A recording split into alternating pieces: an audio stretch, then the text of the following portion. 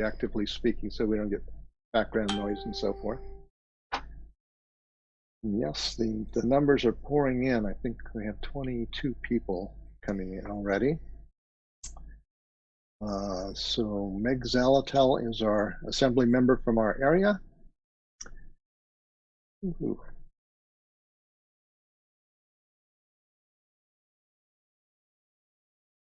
Well, there were a bunch of people that joined all at once, so I'm trying to keep track of who's here, who's not. Christelle Brito, could you introduce yourself? Are you a member of the Abbott Loop Community Council? My name is Crystal Brito. I don't think I'm a member of the Community Loop Council, and I do volunteer with District 25 with Patty Higgins. Okay, if you don't, so members of the Community Council who can testify and vote would be people living, either residents, well, I'll go with the boundaries again. Yeah, okay, from Dowling down to O'Malley is the northern and southern boundaries for the west side of our district. And then from the Seward Highway out to Elmore, except that it's going to be north of Abbott Loop. What's the dividing line? The section south of Abbott is the Independence Park area. So we have kind of a not completely rectangular area. Then I'm a member. I didn't realize it meant by the geographic area. Yes. So yeah. And this would be people who are residents, either renters or owners, people who own a business or property in the area, or individuals that own property in the area as well. So we're up to about 24.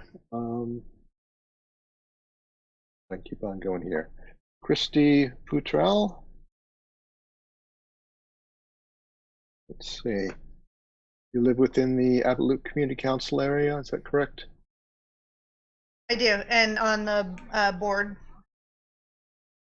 She's the other director. Board of directors, I believe is what it is. Okay, right. Okay, yep. Can I have your address again, just to kind of get familiar with the part you live in? Sure. 2512 Rives Court. R-I-V-E-S? Right across from Hanchu. Okay. All right, Independence Park area. Yeah. Yeah, again, if people could mute themselves when they join so that we don't get any noise or feedback. Yeah, thank you. Okay, so we're up to about 28 people. Still trying to do a quick round of introductions, see who's here, and if you live within the Abbott Loop Community Council area. And of course, Zoom reorganizes everything on the screen as people speak and so forth.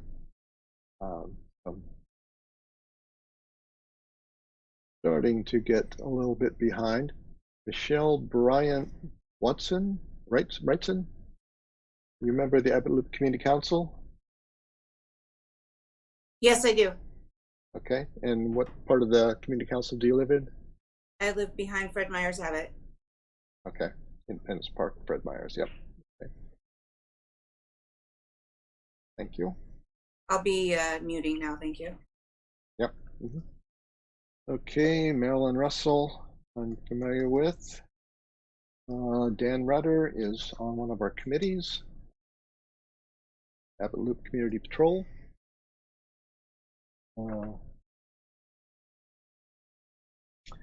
Grace Green, I believe you attended last month's meeting. Yep, I'm here. Yep, Did you want to do an introduction or?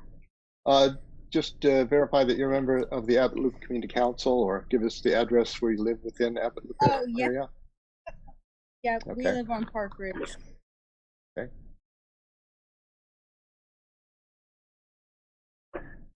Okay, Heather Schrage is our treasurer. Susan Sowell is our vice president. Michelle is here. Not in. Okay.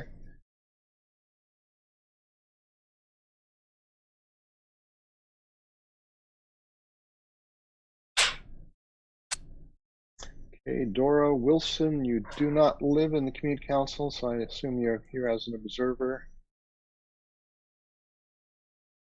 Yes, that's correct. Okay, thank you.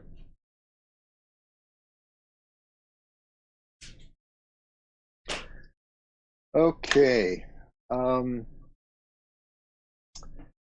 rather than logging everybody as they're going in here, I would like to actually start proceeding with the meeting. We have about 31 people thus far. Well, iPad, whoever logged in is iPad, can you identify yourself? And are you a member of the Abbott Loop Community Council? Marty Garrett, new to Zoom.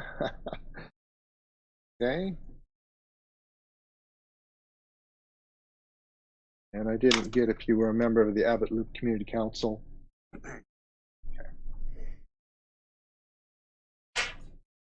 Okay, Independence Park, thank you. Let's see how bad we're overflowing here. Oh, Bruce, while you're thinking, Calvin apologizes and points out he's not the representative until January 19th. When I did the agenda, I was supposedly doing it for January's meeting, and then did not catch that when we added this meeting, which we don't normally have. Sorry about that. Thank you. Okay. I'm just going to run through a couple names more that I see popped up here. Okay. Ari Noor is on our board of directors. Felix Rivera is assembly member. Amber Glasser, are you a resident of the Abbott Loop Community Council? Maybe give us your address. Okay. Ian Miner is known to me. Okay. I think we've got most of the 34 people logged in, introduced. If there's anybody else that I haven't mentioned, if you would like to just introduce yourself briefly, say your name and your address within the Abbott Loop Community Council area, or if you're here as an observer. James C. I'm here as an observer. Thank you. And Siobhan is here. I'm on Pat's account. And so is Mike. Okay. And so is Mike. So we just all came to one home on one computer. Okay, Pat, Mike, and Siobhan. Siobhan. And Siobhan. They live at 9048 Sahaley. Yeah, he knows. And I live at 4040 Iona Circle. Okay, great. Thank you. Okay. If there's not anybody else who needs to be identified or wants to introduce themselves, I expect people will probably keep joining as the meeting goes on. Normally at the Community Council, which we usually hold at Abbott Loop Elementary School, and if we could have people mute themselves as they join so we don't get any background noise, I would appreciate it. December is not a normal meeting for us. We usually have a November-December combined meeting, often a holiday potluck meeting, a little bit of socializing, not quite as much business.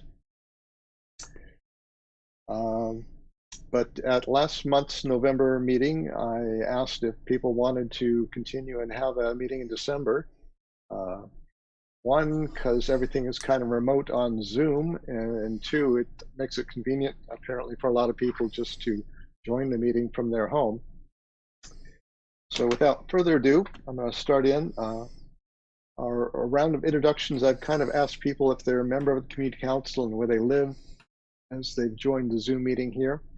I'm Bruce Roberts. I'm the president of the Abbott Loop Community Council. I might just point out again some of our officers. Patty Higgins is our secretary. Susan Soule is our vice president. And Heather Schrage is our treasurer. And there are other people here tonight who are on our board of directors. So are there any changes or additions to the agenda that was published on our website? Anybody have any corrections, additions? I'm expecting things to go fairly smoothly, possibly even quickly tonight, because this is not a normal meeting and there hasn't been a lot of activity in some of the teams and committees. Okay, if there are no additions to the agenda, then I will. Bruce, wasn't there a guy who wanted to talk about traffic calming? He is welcome to do so if he joins us. I don't see his name with us tonight. And so that would come under new business, or else when we got to the roads and projects committee report. So no, that was not an addition to the agenda. That was just somebody interested in having a traffic calming study in their area. So the agenda, without objection, is approved.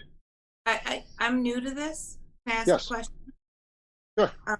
Is there going to be a point where I can ask a question later, or if the agenda is accepted, will I not be able to ask a question? Oh no, no. This is fairly participatory. Okay. Participatory meeting, and you'll be able to ask questions of either myself or people who are giving reports and so forth. And also at the end of the meeting, we do have a time for announcements and comments and things like that. Great, thank you. Sure. Let's see. Minutes from November's meeting. Does anybody have any corrections or changes? Were published on the website along with the agenda prior to tonight's meeting. And I'm sure that everyone read them thoughtfully. Okay, if there are no objections, then the minutes are approved. Treasurer's report. Heather Schrage, would you like to give us a quick update? No change from last period, still 258.14. Okay, and that amount was still in the $250 range, do I recall? Correct. Yeah, okay. Okay, we haven't seen our Anchorage Police Department community patrol officer for a while. Perhaps we'll get an update on that when the community patrol gives a report. We certainly invite them to come from time to time. So on to legislative reports. I don't see Sheila here tonight to give us a report. And our representative Mel Gillis and Laddie Shaw, I don't believe are represented tonight either. Sheila is Senator Josh Rivak's representative in the area. Okay. And since a question popped up here about how to donate to the Community Council's fund, oftentimes at physical meetings we have a can that we pass around, and these funds are used for various things, often for the community picnics that we have during the summertime. Usually in June we have a summer meetings, picnic, socializing event at Abbott Loop Community Park. And then in July, we often have a meeting at Whisper Faith Covage Park, again, to be outside and socialize. And neither one of those events happened this year. And again, we're not having meetings at the Abbott Loop Elementary School. So to get back, legislative reports, I don't see any representation here tonight. So we can move on to our assembly and school board reports. Felix Rivera, would you like to lead off?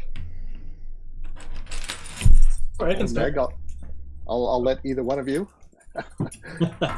I'll go ahead and start. I don't have much, and if our other assembly members, there's 4 of us here, so this community council is well represented. All right, so a few things that I wanted to talk about today.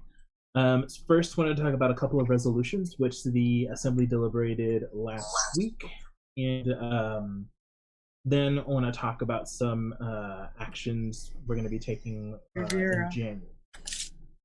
So first is a resolution that we passed, an appropriating resolution, which appropriated a little over $15 million to go to a variety of different programs, which the municipality has.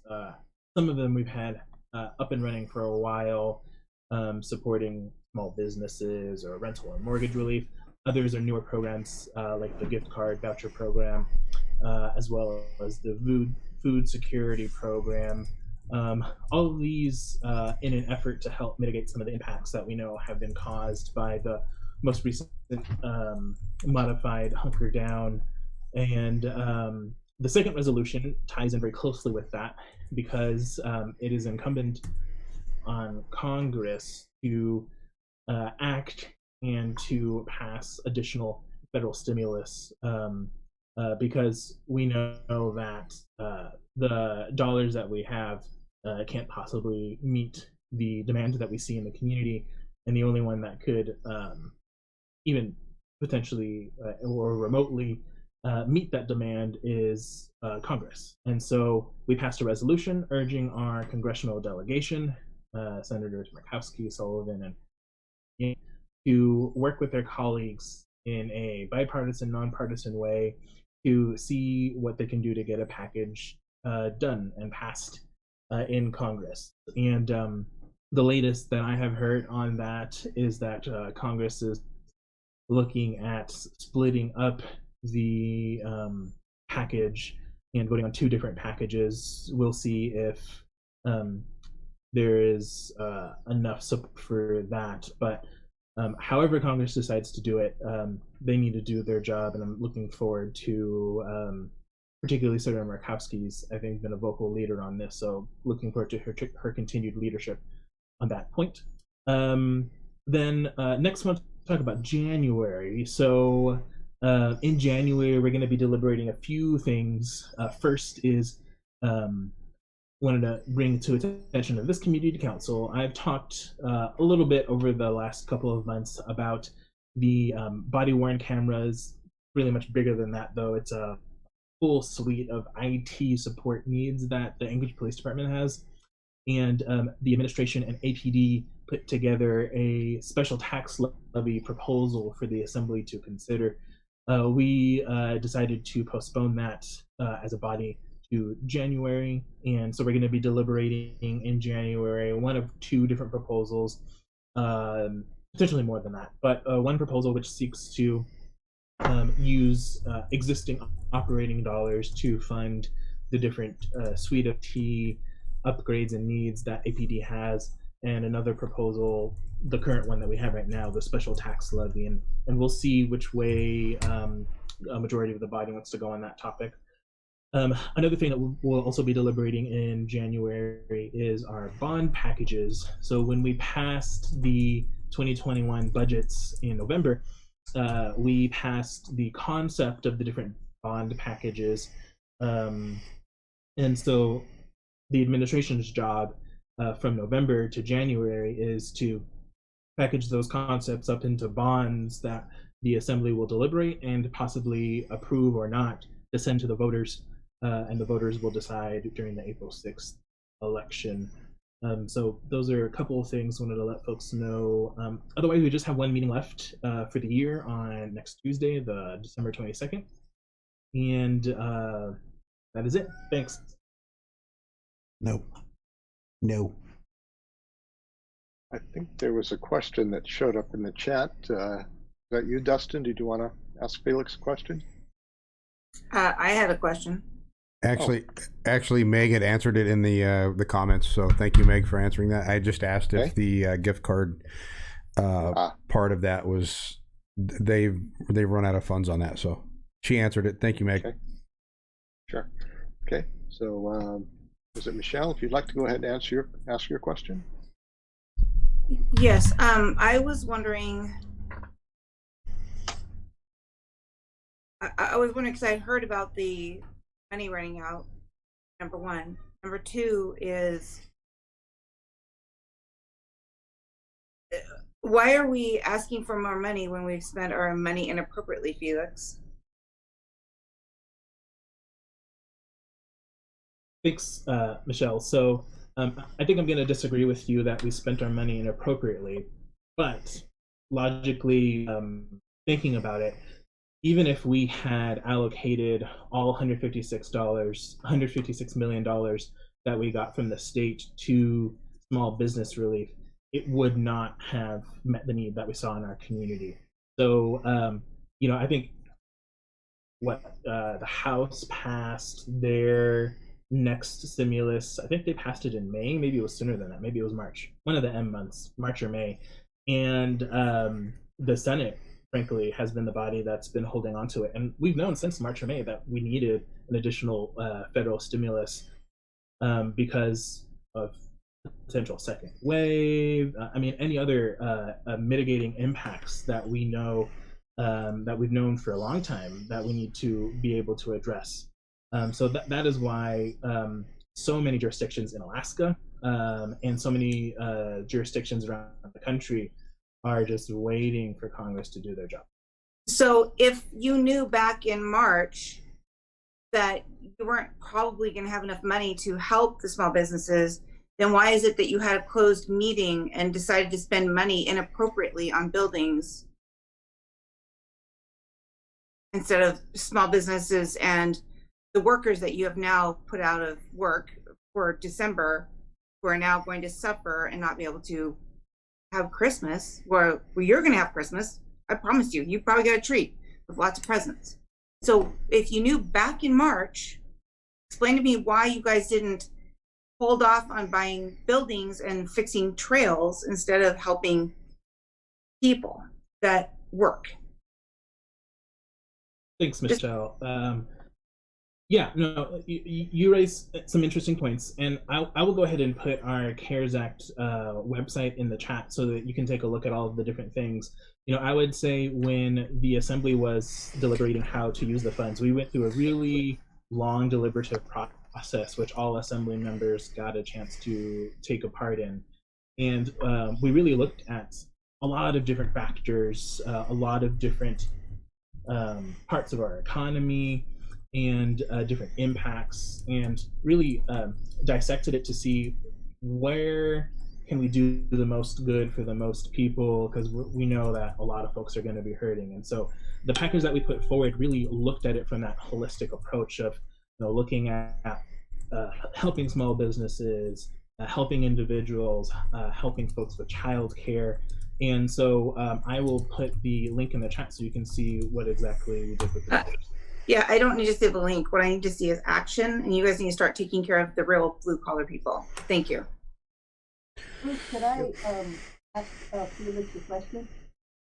Sure. Or maybe make a request of the council. There has been stuff written about a possible civil disobedience action on Saturday, in which a number of small businesses will open. I would request that the council consider consequences for that behavior in terms of the distribution of additional CARES Act. That action puts lives at risk again, and I think there really need to be consequences. Okay, Dustin Sherman, you have your hand up. Yeah, real quick, and this is for all the Assembly members, not just Felix. I don't want to pound it into him. I want this. This is a collective thing. So, I think where a lot of our frustration honestly comes from is a lot of that money that came out of the CARES Act fund, and you can answer this because I can't ask this in the Assembly. So, the money that came out of that CARES Act fund went toward a group of citizens that don't necessarily pay taxes all the time, because obviously they can't do that because they're homeless and they need help. Instead, we're getting stuck with it. The taxpayers, the people who own homes and pay rent and everything else, and we have jobs and we pay taxes. So maybe you can equate that into some of the frustration that we've heard across the city. And maybe that's what it is. I think, all that money is being spent on one thing, and the taxpayers are going to end up getting kind of shafted in the long run. So I think that's where a lot of the frustration is coming through. And I'm trying to play kind of the middle of it. I'm not trying to go one way or the other. I see that there's a need for homeless things and homeless buildings and that kind of stuff. But at the same time, I also see the frustration as I'm now unemployed as well. And I own a home. So how am I going to pay my mortgage?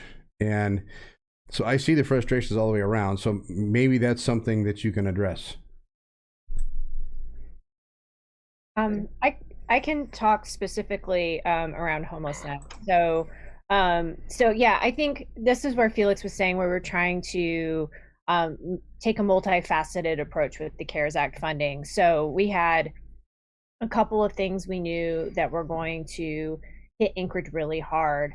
One was rental and mortgage assistance. We knew it was going to be needed, and we appropriated a large amount of money there. We also knew that we had already a fairly substantial homeless population that wasn't going to be able to stay in our current accommodations in the way that they are structured or they have been structured in the past, probably like that ever again.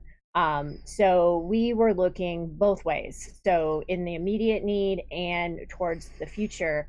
I was just in an Anchorage Coalition to End Homelessness meeting today. And since between November 17th and December 11th of this year, our homeless population's risen from 657 individuals to 723. And that's just those who are taking advantage of services. We still have folks who aren't taking advantage of services. We found that the informal safety net that a lot of folks relied upon through couch surfing, staying with relatives, it evaporated during COVID. We had a large influx, and we're still seeing a large influx of individuals experiencing homelessness. We're going to be left with that even after there's a vaccination and things start to get back to normal or the new normal or whatever you want to call it. So that investment is both, COVID responsive, because we have to space people out. We need to keep people in singular spaces, as well as addressing the increased need. We have scrambled, and I will give the municipality some credit here, quite deftly to find shelter for those who need shelter, either through non-congregate arrangements in hotels or congregate settings through the Sullivan Arena, the Fairview Rec Center, and our existing shelters. One of the main issues has been with private shelters, so Rescue Mission, Downtown Hope Center, is they're not required to take anybody. So they really just kind of stopped their admissions because they were worried about COVID, understandably, but it really reduced our capacity. And so now we're working on making sure we have enough capacity to deal with the surge, but also moving forward that baseline capacity we need so we don't end up in a situation like this again. It's a really long-winded answer, and I'm willing to run down all the rabbit holes on homelessness and all the intricacies of how it's working, but I understand the frustration. And one of the things we absolutely couldn't do with CARES Act money is provide property tax relief. That was like an absolute hard stop no. So okay, so I have a, well, it does a little bit. I have a follow-up actually on that. So I guess my question on that would be, so to help the homelessness problem, actually, okay, let me ask you this: how many homeless do we have in the city right now? Do you have a number, a factual number? I have the number of those who've taken advantage of shelter through the census counts on December 11th, which was 723 individuals. Okay, and wow. See, I've been hearing it was like 2,500 or more. So I guess my frustration on this is it's almost like we're going out there and going out of our way to help them. In the meantime, we're creating more homelessness by not helping those that can't afford their mortgage and stuff like that. That's where I've actually been concerned, because I ain't got the money to pay my mortgage. I mean, what am I going to do? So it's just it's a multifaceted problem, and I understand that your frustrations and everybody's frustrations. So Thank you for your answer, Meg. Appreciate it. Okay. I'd like to move on to Anthony Losi. You have a question?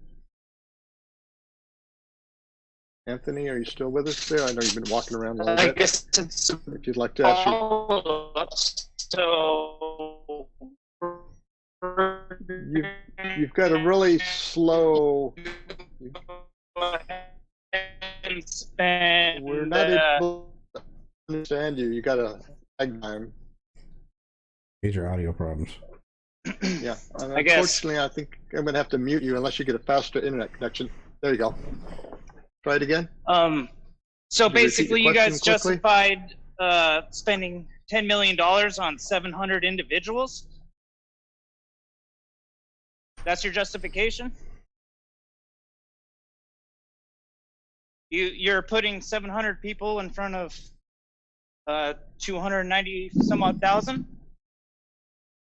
No, I don't think that's a correct assessment of that. I think what we're doing is addressing that we have a substantial number of individuals who were facing homelessness, and those who were in shelter as of that date were 700 individuals. What we don't have is any infrastructure to handle those folks in a more permanent basis. What we have is the Sullivan Arena costing almost $900,000 a month.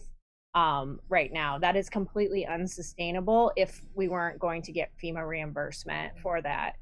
So what we're doing is we're planning for the now and the future, as it's all related to COVID. We've learned that if you don't have enough infrastructure, which we didn't have, to handle something like this, you are going to get stuck with a very expensive solution, especially when there is not federal government reimbursement or a declared emergency.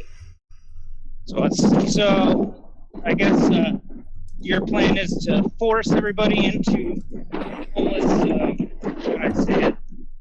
How are you going to round them all up? How are you going to force everybody in there? Like, how do you just round everybody up and decide, all right, you get to have a homeless house, but you don't? Okay, I think Anthony, you've had a chance for your comments and questions. I'd like to keep on moving on unless Meg would have a response to that, because we have some other assembly members to give their reports. Well, I have a question. I have a question. You hear me? Okay, quickly. You've already had some speaking time. Sure. But I am a member of the community. And Correct. So I guess I agree with what he's saying in that so you have this small percentage of people, and what he's trying to get across is that you're saying that you're going to try to force these people in, which they will not go in because you will have certain variables that you will require of them and they're not going in. So I guess, okay, I have no skin in the game. I'm going to have a job. I have a trade. I'm a driver. So what are you going to do about all these people you're making homeless now? Are you going to fix them up with a really nice place to stay? That's what I want to know, because you're creating a homeless problem with what you're doing. So the lady with the nose ring that was just talking, I don't know her name, answer me that. What are you going to do about all these families that you're making homeless right now? What plans do you have for them? So briefly, because I know the chair wants to move on and that we have two other members here who want to talk, assembly members. I'm here now. You're here. Hey Meg, can I just remind everyone that I think everyone deserves to have an opportunity to speak to their assembly member and ask questions, but I think we need to do it in a respectful way. Michelle, I completely understand your frustration. I also have some questions, but I think it's important to remember the tone when we're talking to people. You know, I've heard your testimony on the assembly as well, but please be respectful. And let me ask you, how do I get a chance to ask people and get answers on what are you guys going to do about all of these people that I see suffering? So I think one thing that is important to remember, you know, if you do get a chance to speak to someone and you are kind of coming at them accusatorily, it's less likely that they're going to want to spend more time kind of being talked to like that. So, you know, I've had great success asking assembly members questions and listening to their responses, taking some time to think about it. But I think I think a lot of these conversations are coming from a very frustrated, heated space, and I understand that. But I think we should take a deep breath. Clearly, you agree with them. So who makes you the moderator? Anthony, I actually never said my opinion. That's an assumption. I actually have some questions on capacity within Costco, Fred Meyer, people not wearing masks there, and why that's different from restaurants. I just think it's important to be respectful.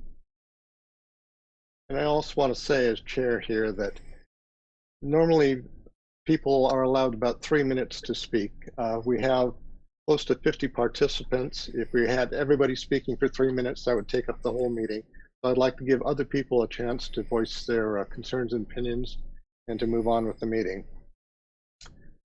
So moving on to the other assembly members that are here. And Pauline, I see your hand, but we'll get to you in a minute, okay? So John Weddleton or Suzanne LaFrance, would one of you like to weigh in? Go ahead, John.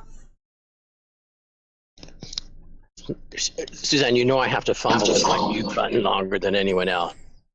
So, okay. Well, hello. Suzanne and I have 2 other community council meetings that start at 7, so we'll have to bolt after a little bit. But these are important discussions, so kind of wished we had more time for them. And Suzanne and I have, and I know Felix and Meg as well have done some kind of standalone Zoom meetings, and I think we'll continue those, and that gives more time to focus on these various issues.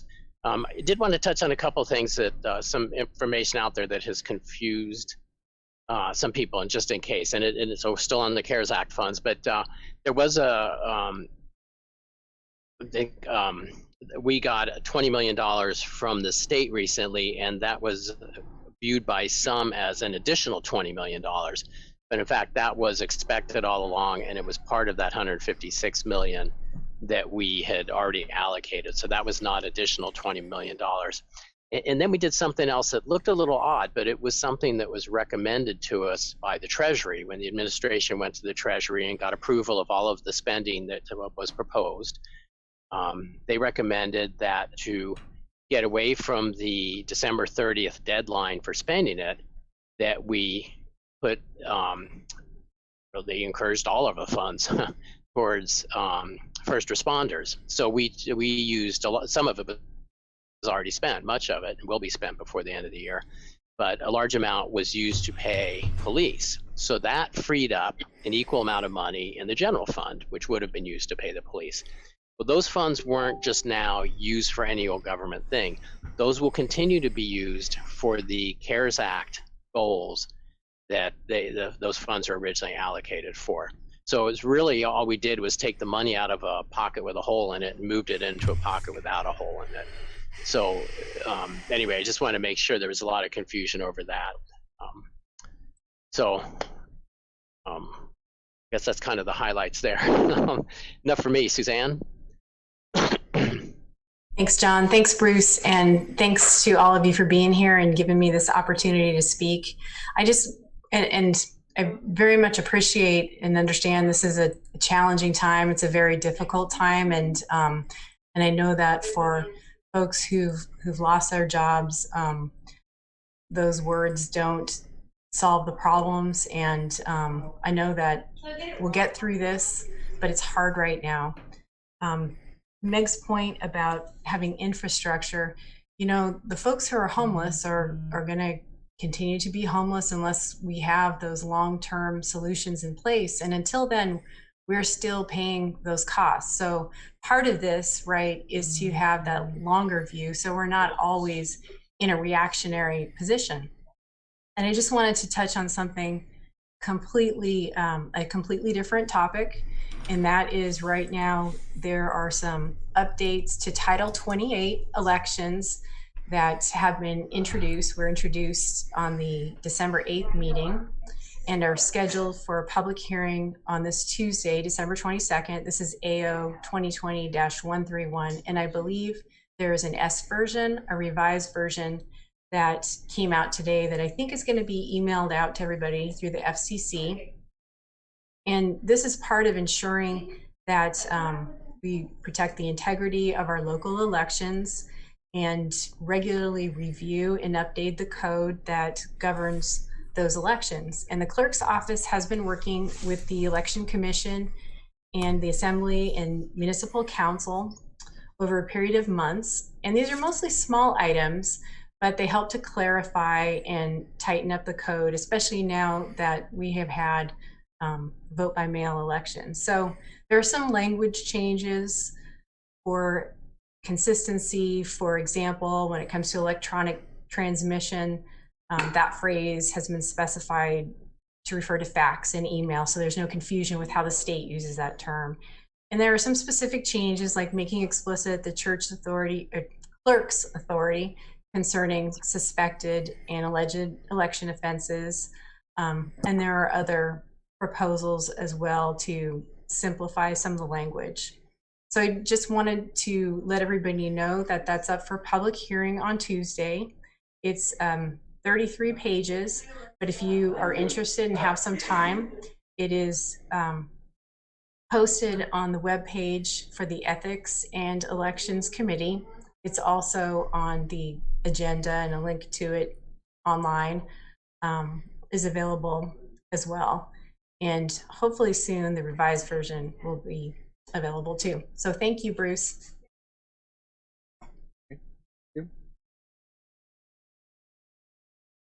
So I always feel fortunate to have our assembly members here. In fact, that we overlap our assembly areas. It's very nice to have 4 assembly members. And unless anybody who hasn't spoken already has some questions for the assembly members, I'd like to move on. Okay. Next is our time. Well, we don't have a school board member represented tonight, I don't believe. We did have a school board. I'm here. Oh, you are? Are you Yeah, here as a representative? Okay, I wasn't sure if you were a candidate. Okay, Oh, if no, you'd not like a to give candidate. us a school, if you'd like to give us a school board update, I would appreciate that. Thank you. Thank you. My name's Elisa. I am the school board representative for the area this year, and I saw that attached to your agenda was the write-up from our Vice President Margot Bellamy, and appreciate you attaching that to your agenda, for everybody. As you guys know, sometimes we have multiple meetings, multiple nights, and sometimes hard to make the round. So glad to be here tonight. Thank you. We did have our last meeting of the calendar year just on this past Tuesday, and we passed our goals and guardrails. It's our just over 5-year strategic plan for what we're going to do for our children moving forward as Destination 2020 has expired. So we're looking forward to spending the next 6 months making sure we have the interim goals finalized and dialed in, and then starting with our new school year, we'll have some pretty big targets to hit for our kids, and especially with the absence of some of the direct instruction. So looking forward to that.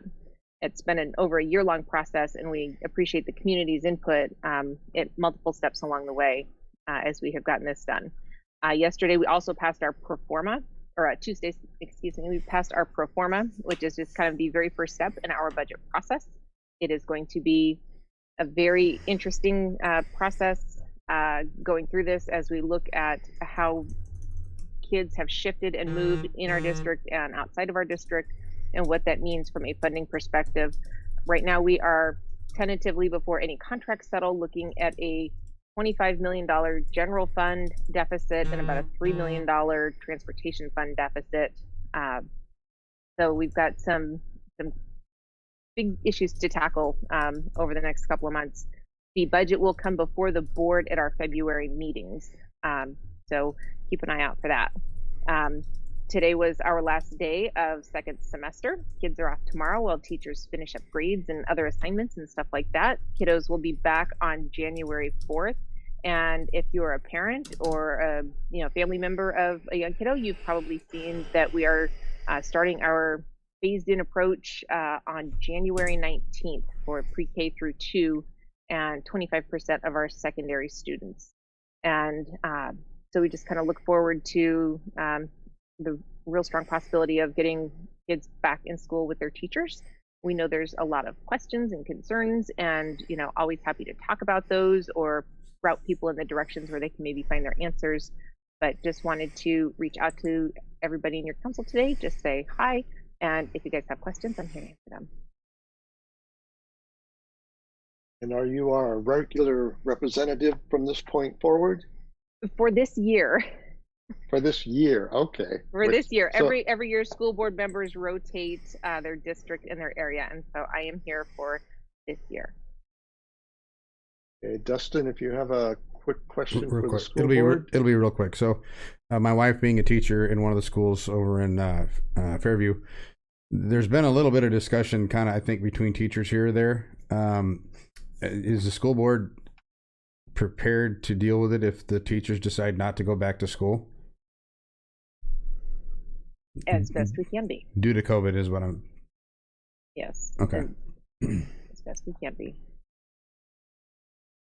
So, always happy to answer questions. Always out on the ASD K-12 website is the school board email address, which is schoolboard@asdk12.org. And that writes into everybody. And so if you guys have any questions or comments, we are happy to always and talk at a different time outside of the meeting as well. Thank you. And just to get back, I noted Colleen Bridge had a question earlier. Did you still have a question you wanted to ask, especially as the assembly members are leaving for other meetings? I just had a remark, and that's that if I'm not mistaken, Anchorage is the only borough in the state that is first class, which means that it has health powers. So when the Assembly is making decisions about things like the CARES Act money, and we are in the middle of a public health disaster with this pandemic, they have an obligation to consider the fact that the municipality assembly has health responsibilities and accountabilities. So having 700, 2,500 people potentially infectious out and about without a place to call home is a risk for all of us. Just like the public health experts have said that it's risky to have restaurants open. So I recognize that this is a very difficult time for all of us, and many of us in different ways. But the assembly has additional responsibilities that say if you're on the assembly for the borough in Juneau or some other community, the Mat-Su borough does not have health powers. And so they're reliant upon the State Department of Health to guide how we move through the pandemic. So that's just my bit of understanding about taking the broader view on, and acknowledging the fact that the assembly members have additional responsibilities. So I'm not interested in burning up any more time on a long discussion, but I just offer that as an information point that a lot of folks don't understand, but I just happen to know that information because I'm in healthcare. So thank you. Sure, thank you. So Anthony, Lucy, and Michelle, I think you've had some time already, so I'd appreciate it if you didn't keep raising your hand. Again, you can attend every month and ask questions as necessary, but I would like to move forward with the meeting at this point. Okay. I haven't been raising my hand, just so you know. I have not been raising my hand. Correct. Okay, not currently, but yeah. I have candidates for public office. I believe we have some candidates. If you could introduce yourself, and if you could keep your remarks and introductions fairly brief, I would appreciate something on the order of a minute, because we have a number of people here tonight, and I think we have some topics that we'd like to discuss. So, Carl Jacobs, I'll call you first, because I'm aware. Just briefly introduce yourself and what you're running for. Yeah, certainly, Bruce. Thank you so much for the time, and everyone, thank you for allowing me to be here. It's been my privilege to have been here now for the last 6 months or so. I am running for Anchorage School Board, seat G. That's actually the seat that is representing this community council. I will note that the current representative, it was good to see her this month. I haven't seen her in past months, and it's just worth remembering that community councils certainly deserve that representation. It's important, so I'm glad to have been here, and certainly I think that this needs to be a priority of our board. I will gladly put in my website as a candidate. I want folks to learn more about me. In the interim, I'd be glad to take any questions, so I'll put my cell phone there as well. Just very briefly, I'll just mention I'm a foster parent for the last 10 years, and it's been a privilege to care for a wide cross-section of youth, and I hope to use that experience and perspective to help the board make sound decisions. It's going to have a lot on its plate in the months and years to come. So again, privileged to be here. I'll put my info in the chat. And you guys have a full agenda, so I'll let you get back to it. Okay, thank you. Dora Wilson, are you a candidate as well? Would you like to introduce yourself?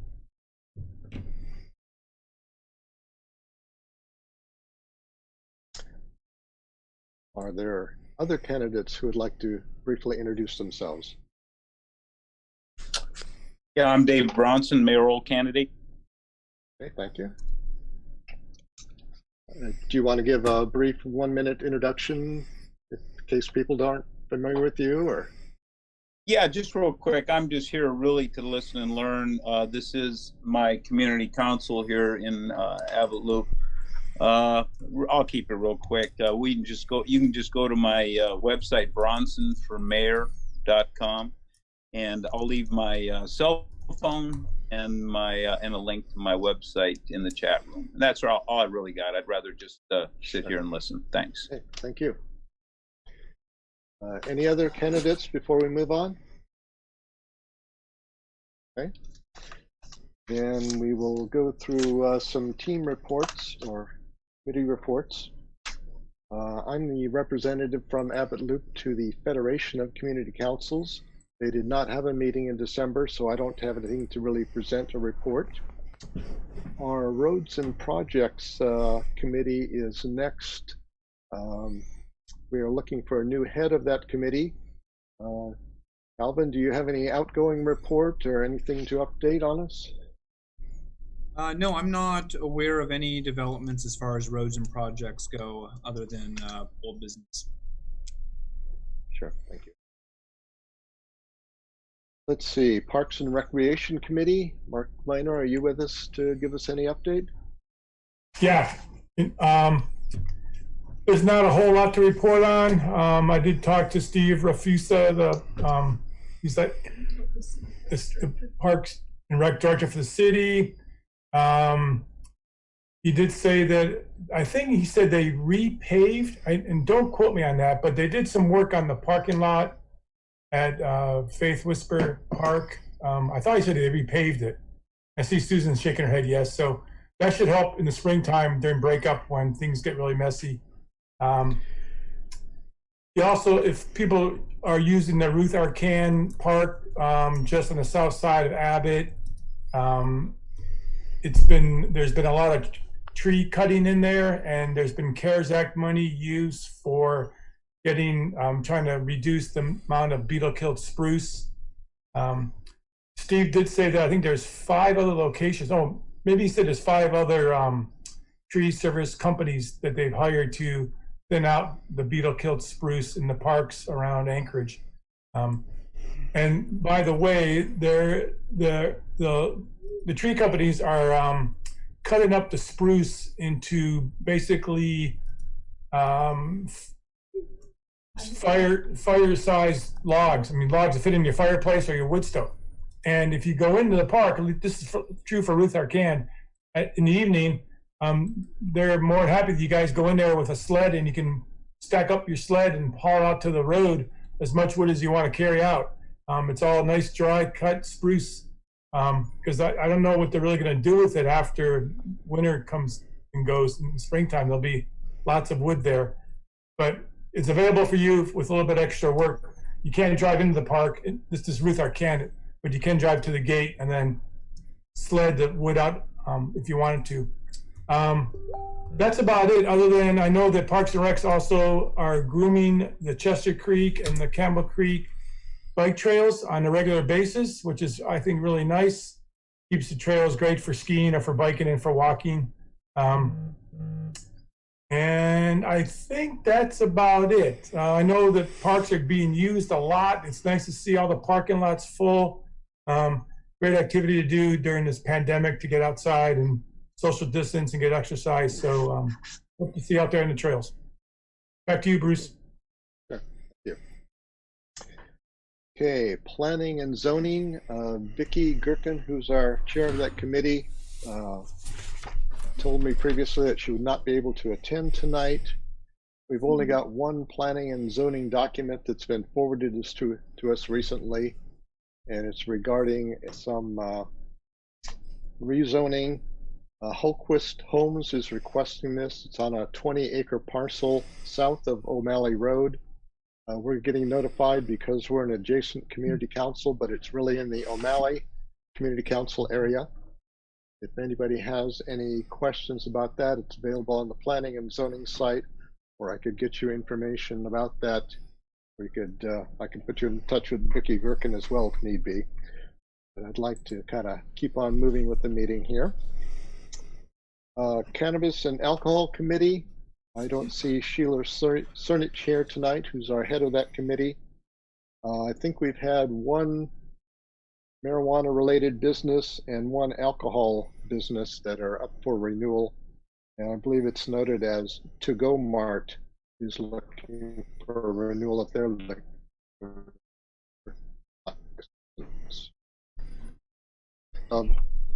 Liquor or marijuana licenses, specific businesses, and we can have complaints at the municipal level. That's decided by the assembly, and at alcohol, it's decided at the state level, but we certainly get to weigh in with comments and opinions.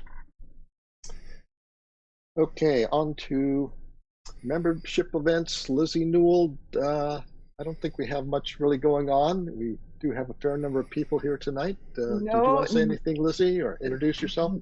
I'm Lizzie Newell. I'm in okay. Memberships and Events Chair, but can't have any events right now. But thank you everyone for attending. I'm really impressed that you're here. Thank you. Come again. Yeah. Mm-hmm. And if things start to get normal around June, July of next year, then we can look at having some of our meetings in the parks. Thank you. Abbott Loop Community Control, Dan Rudder. Hi, everybody. Thanks for being here tonight. I don't have a lot as far as the patrol goes, but we do have a couple. I did call in a couple of abandoned vehicles this week. The state Alaska Police Department determines that they're abandoned or junk vehicles if they have missing tires, broken glass, or missing parts. So if you're seeing anything like that and it's been 3 or 4 days or more, feel free to call that hotline directly and leave a voicemail, and they'll get those vehicles on the list.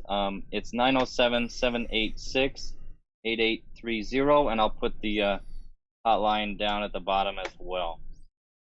That's all I got. Thanks.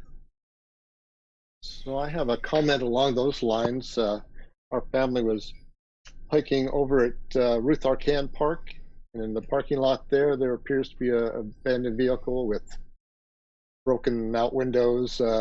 Everything is kind of torn apart inside. So if you get a chance to look over that, I believe there was a tape on the handle of the car. Okay. But, I can look into that for you, no problem. And also the police, I think Officer Coates may have been assigned to a different area, but we're going to follow up and see if we can't get some comments from them at our next January meeting. Okay. Alvin Shrug, I see you have your hand up.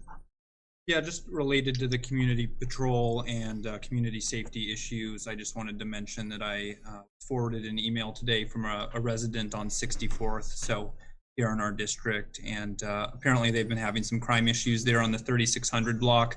Dan, I'll forward this email to you as well, but I guess there was gunshots here the other day fired from one of the homes, and bullets went through the wall into one of the other homes, and this isn't the first time it's happened, so just thought I'd bring it up. let you know about it, and I'll send that email your way as well. Perfect. We can add that to our areas of interest. Thank you. So moving on to new business. Dustin Sherman, I believe you are sponsoring or brought the resolution. If you'd like to talk about that, it was attached to the end of our agenda at our website. I don't know if everybody's had a chance to read the resolution, so maybe you could introduce it, possibly read through the pertinent information. Yeah, so this resolution was actually introduced into a couple other community councils, and I think it's important that we see it and we can decide on our own what we think about it. So I guess you want me to just go ahead and read it out. Should be pretty quick. Or if people aren't, it's not that long. If you just go through and. Basically, it's in opposition of the emergency order, EO16 modified hunker down order. It's basically a resolution to kind of get us all back to work. Some of the language in it, I'd actually prefer to read it because the way that it's written up, it all kind of ties itself in together. If that's okay. If nothing else, I can read it at the end. But I think that it needs to be read so people can see it that haven't had a chance to look at it on the site. I would suggest you go ahead and just read it briefly. Okay. Yeah. Whereas the Abbott Loop Community Council is a private, non-for-profit, voluntary, self-governing association composed of residents, property owners, business owners, representatives of the Abbott Loop Community Council neighborhood designated by the Anchorage Assembly, and whereas the purpose of the community councils is to provide a direct and continuing means of citizen participation in government and local affairs. And whereas from time to time, Abbott Loop Community Council works alongside other community councils, and whereas other community councils are considering a resolution substantially the same as this resolution, and whereas emergency order EO16 dated November 25th, 2020 closes in-person dining and service at businesses in the hospitality industry, including restaurants, bars, breweries, and nightclubs. And whereas there is no universally agreed upon scientific consensus that this EO is or will be effective, whereas the anticipated closure of in-person dining such as businesses will lead to and has led to massive layoffs of employees, and whereas the thousands of employees losing their jobs already have been suffering financially due to the earlier emergency orders or similar mandates. Many of employers losing their jobs were making at or near minimum wage, and the employees losing their jobs will be unable to provide for themselves or their families. And the overwhelming majority of employees of the hospitality industry and or other affected industries wish to continue working. And in the aftermath of earlier emergency orders, the similar mandates, the large majority of businesses in the hospitality industry faithfully complied with those government instructions, adapting business operations to help reduce the spread of COVID-19 and improve the safety of employees and customers. Emergency order EO16 fails to take account of the human cost related to the consequences described above, such as increased unemployment, homelessness, addiction, food insecurity, depression, domestic violence, suicide, and reduced quality of life. And government aid in the form of grants, loans to affected businesses has been insufficient to meet the needs of these businesses and their employees.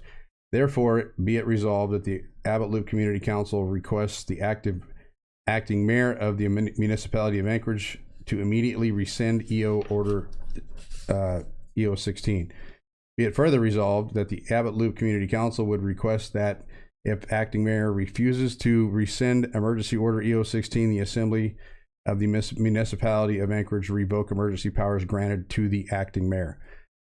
And then so that's basically the bulk of it. Okay. So I guess the proper place to start is there a motion to do something with this resolution, and is there a second?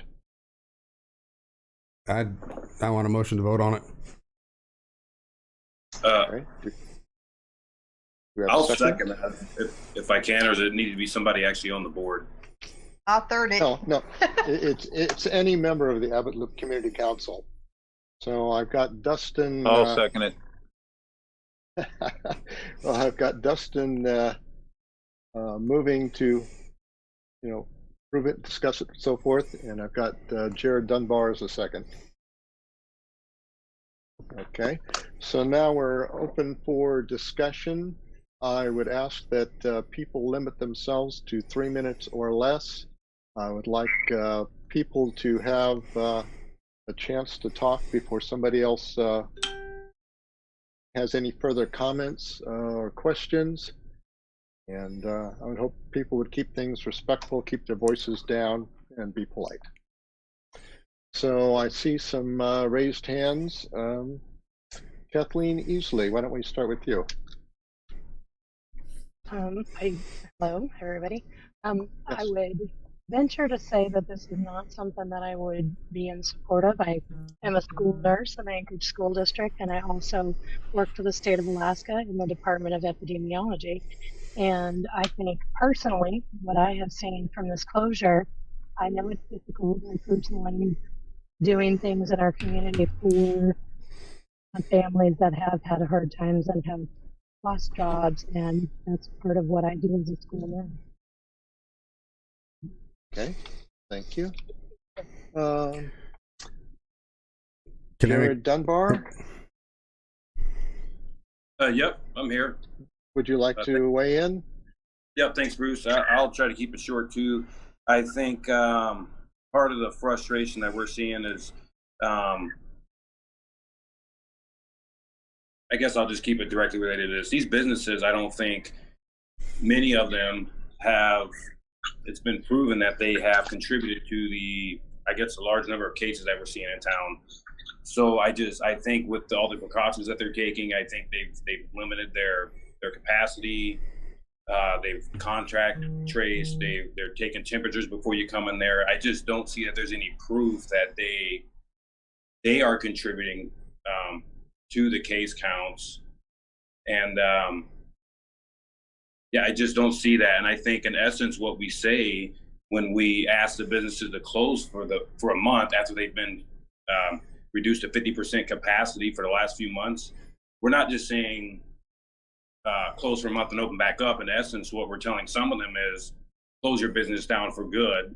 You'll never be able to reopen it again and find another way of living, because that's what's happening to some of them. So I think if it was, hey, here's some money to get you through the month, you guys close down and then open back up and everything will be okay, that's one thing. But when some businesses don't make it through that month and they've been in town, in business for 20 or 30 years, and what we're in essence saying to some of those businesses are closed down forever. And I think that's a little extreme from my perspective, with as much as they tried to do to meet all the mandates. Next, we'll go to Grace Green.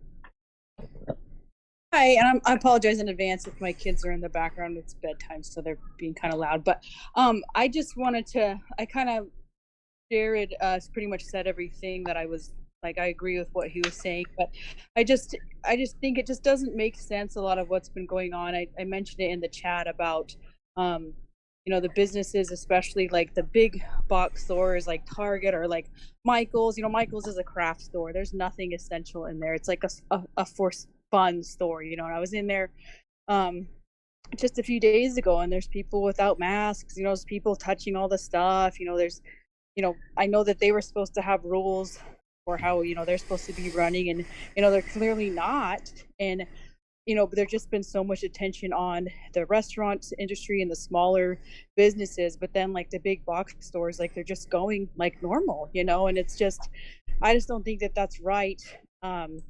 And I mean, it's just what's going to be left of the city is going to be those stores and nothing else. And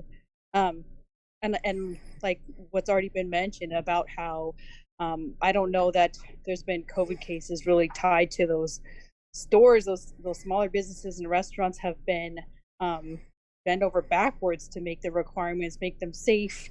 They don't want people to get sick. Why would they want that?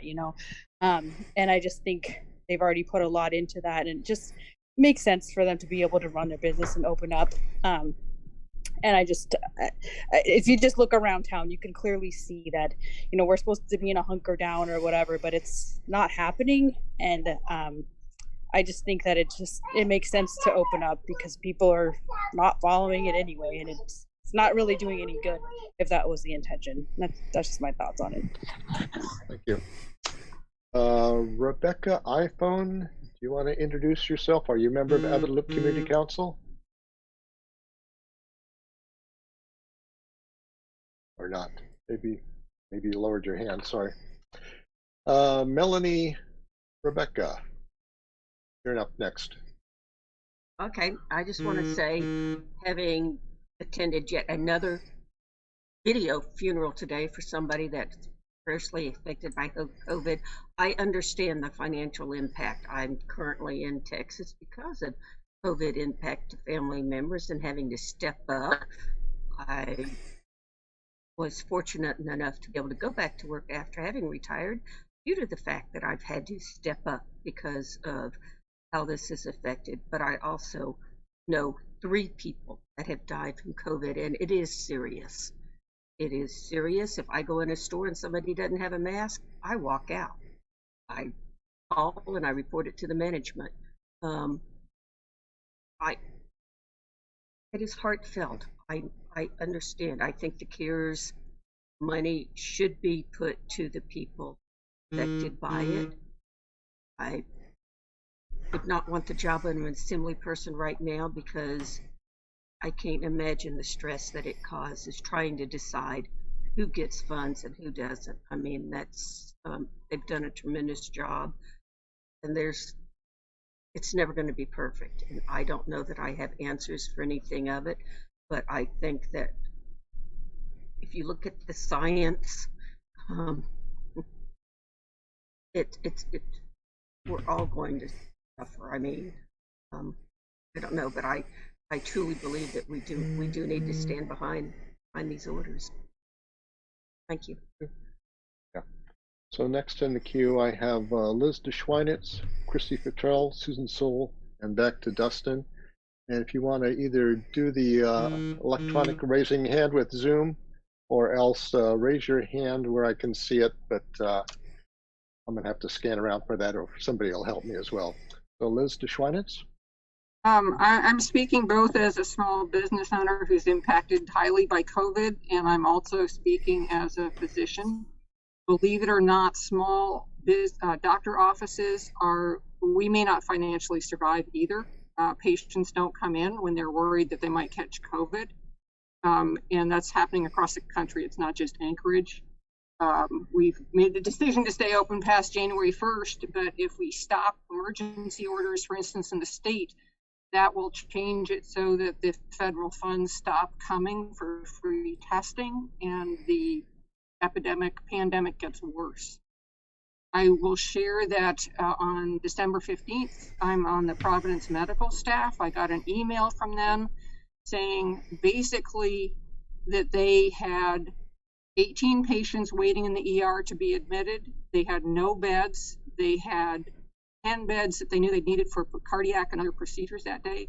And every single general medical floor in the hospital was at maximum capacity. So I am not in favor of supporting this because it's taking away what little control is being attempted by the municipality to control the pandemic. Our health system is going to collapse very soon. It's going to be triaging in the Alaska Airlines Center without staff that you're even there to staff it. And it's going to be no beds available when you go for non-COVID stuff to the hospital. That's already happening. It's now. So I would support increased mandates. I believe it would be much more fair to enforce mandates against all the big box stores. I think that would be great. But I cannot support decreasing mandates right now when our health system is almost about to fail. Thank you. Christy Futrell, you're up next. Hi, thank you. Here's my point of view. If we can go to Walmart, if we can go to Target, we can go to Costco. I went to an event this last weekend. It was a holiday event. They had kid events, they had, and because it was a church, it was all okay. That's not okay. What needs to happen is if we're going to shut it down, shut it down. We've got people coming in from the valley, we got people going out from the valley. I'm 100% pro-business, pro-Alaska, whatever, but quit hurting the small businesses. So if you're going to mandate stuff, it needs to be mandated across the board, not just, I mean, if we're going to use science, let's use science. And that doesn't appear to be what's happening. There's video after video after video you can look on Facebook of parking lots full of people Christmas shopping and whatnot. So are we using science or are we not using science? So that's my 2 cents. I support it 100%.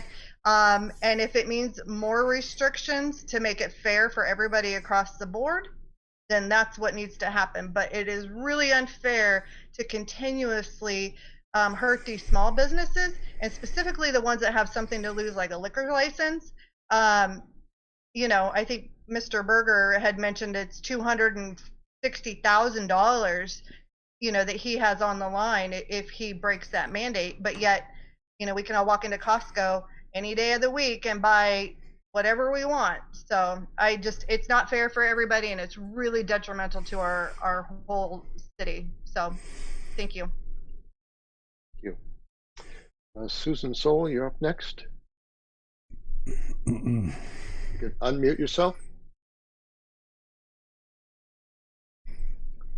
Okay, so science. Let's talk about what the Centers for Disease Control and Anti-Zinc says about the difference between going to a big box store and going to a restaurant or a bar.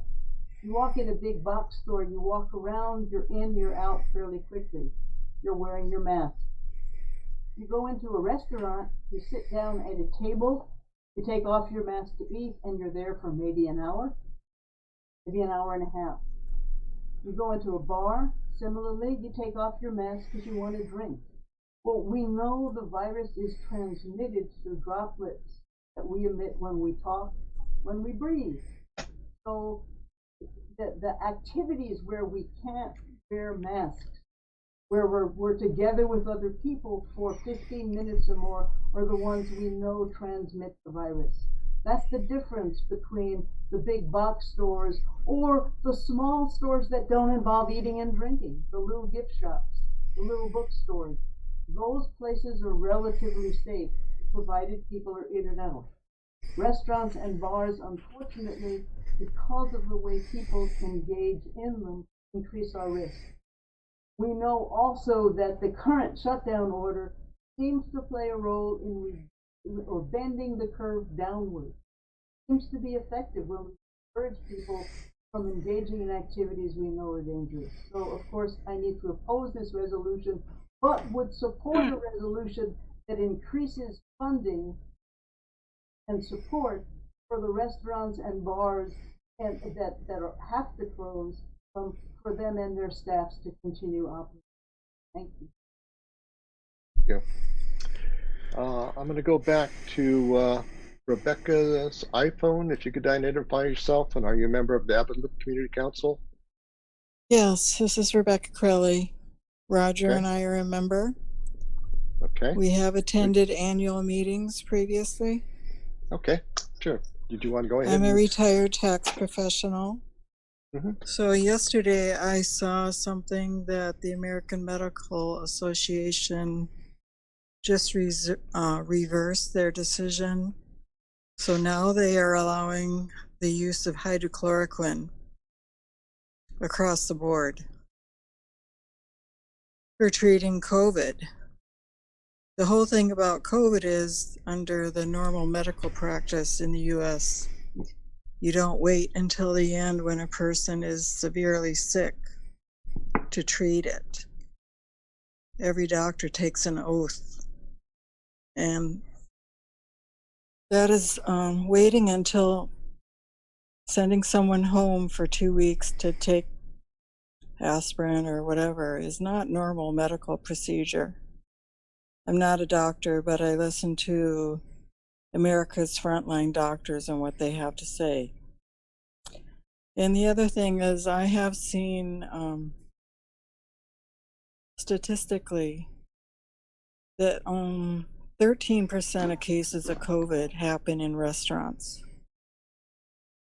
Okay, the other thing that I want to bring up is that watching the rates and, you know, all of the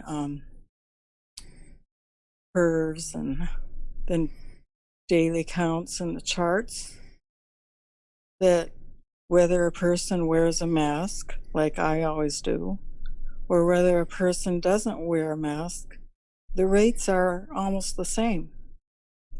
So I can't really say that the science is working right. And that's why I would say, yes, I support the resolution to cancel this emergency. Let's see. Yolanda Mesa. Hi, I'm on the board.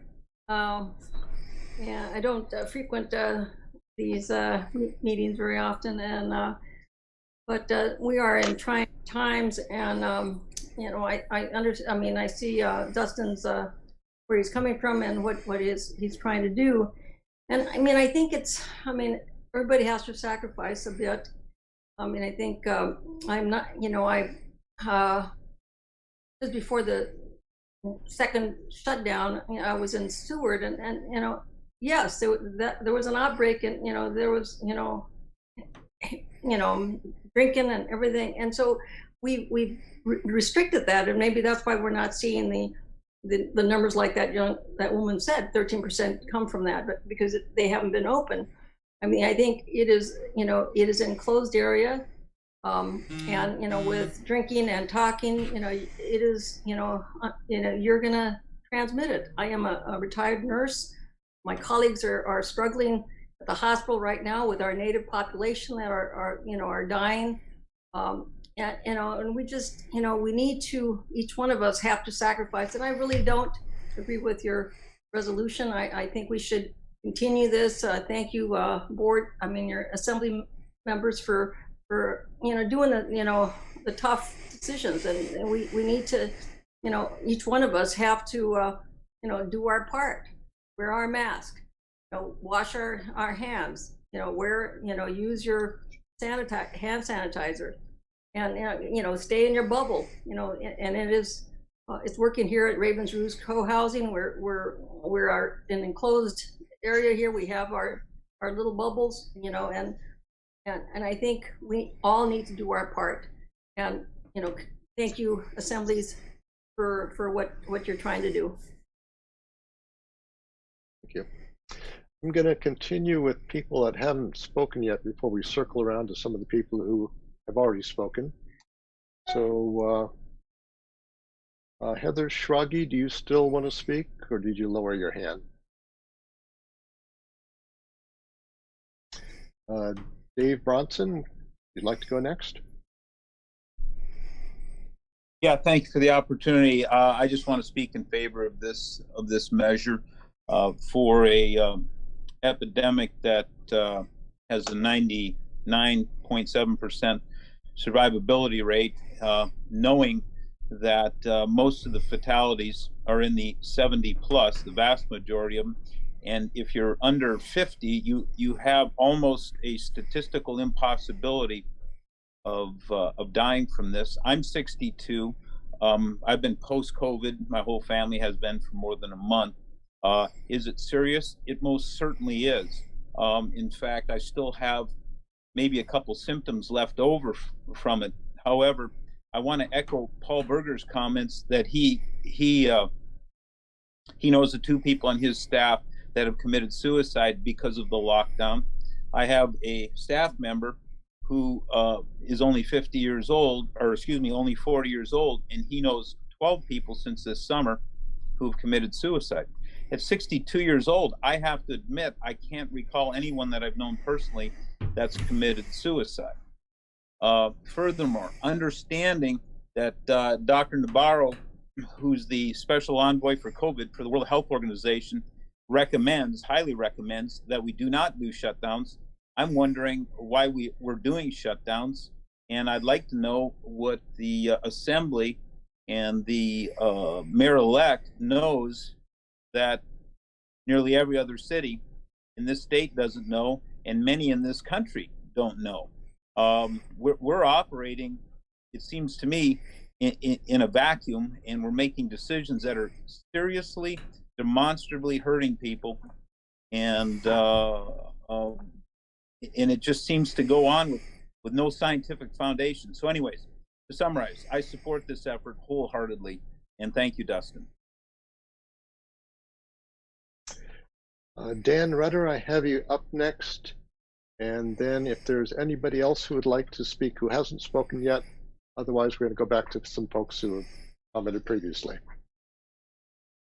Thank you, Bruce. My wife and I, she's logged in as Sari Lopez. We're residents of Abbott Loop, of course. Many of others have spoken against this resolution. I think they're spot on. Eating and drinking is an issue. Healthcare capacity is an issue. I don't believe even that the public trust is at a level to sustain this type of, backpedaling of just opening up businesses again. And, what makes people think that they're just going to flood back in, especially in cases where there are carry out and dine out and delivery possibilities available. As far as other communities not doing shutdowns, other countries not doing that, it works especially well when there's adequate testing, there's adequate contact tracing, and focused and specific quarantines. I don't believe many parts of this country have had that at all throughout, this period of time. So I think that's kind of a twisted way to present the information, to say that is like that. I am, of course, for providing funds to businesses and individuals so that we can survive this. And I'm also for holding businesses accountable for not, following the rules that they're supposed to be following. Thank you for your time.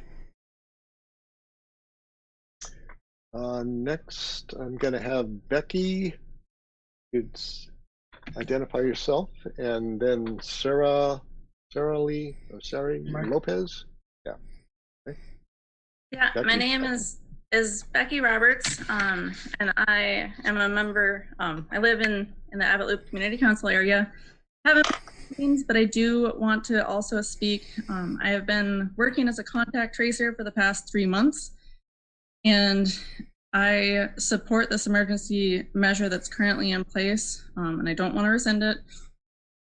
Our contact tracing staff has been completely overworked, and it's really hard to stay up with all of the current cases that we have.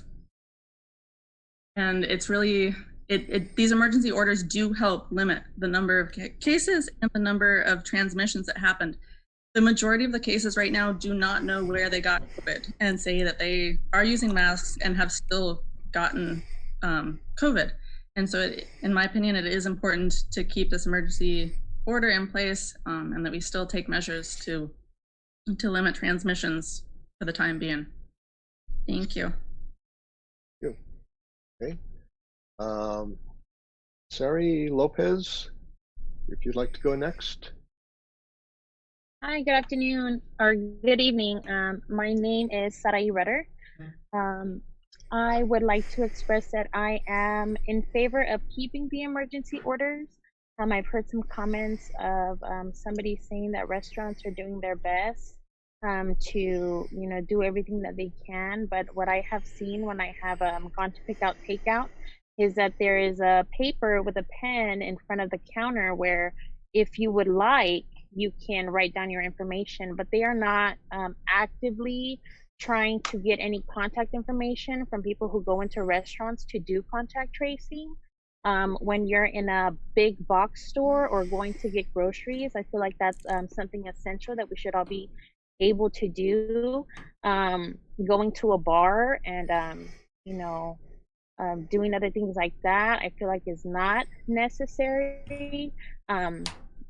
It also seems like people here are not taking this seriously. You can go to, the next town over, Palmer or Wasilla, and it's like COVID doesn't exist. Nobody wears masks. And I think that's why things have gone out of control. And the population of Alaska is less than 800,000 people, and it's not like the other populations in the lower 48. If we lose a lot of people due to COVID, it would be devastating for our economy here. And I do not support opening everything back up and acting like we're not in the middle of a global pandemic, and not acting like people aren't dying. My aunt recently lost her brother due to COVID. I know people of minorities are being affected more than others. And I think we need to be respectful. And if you have friends who don't think this is real or think this is a hoax, then I think we should encourage them to wear their masks so that they're not spreading COVID to anybody else. And I think it's important that we do our part, especially if we know somebody who's been impacted, to reach out to somebody and tell them gently, hey, you should wear your mask when you're going out. That way we can return back to normal, go to bars if that's your thing, and we can get this virus under control. That way we can all get back to normal and these businesses can thrive like they used to. That's all I have. Thank you. Thank you. Okay, Bryn and Chris next.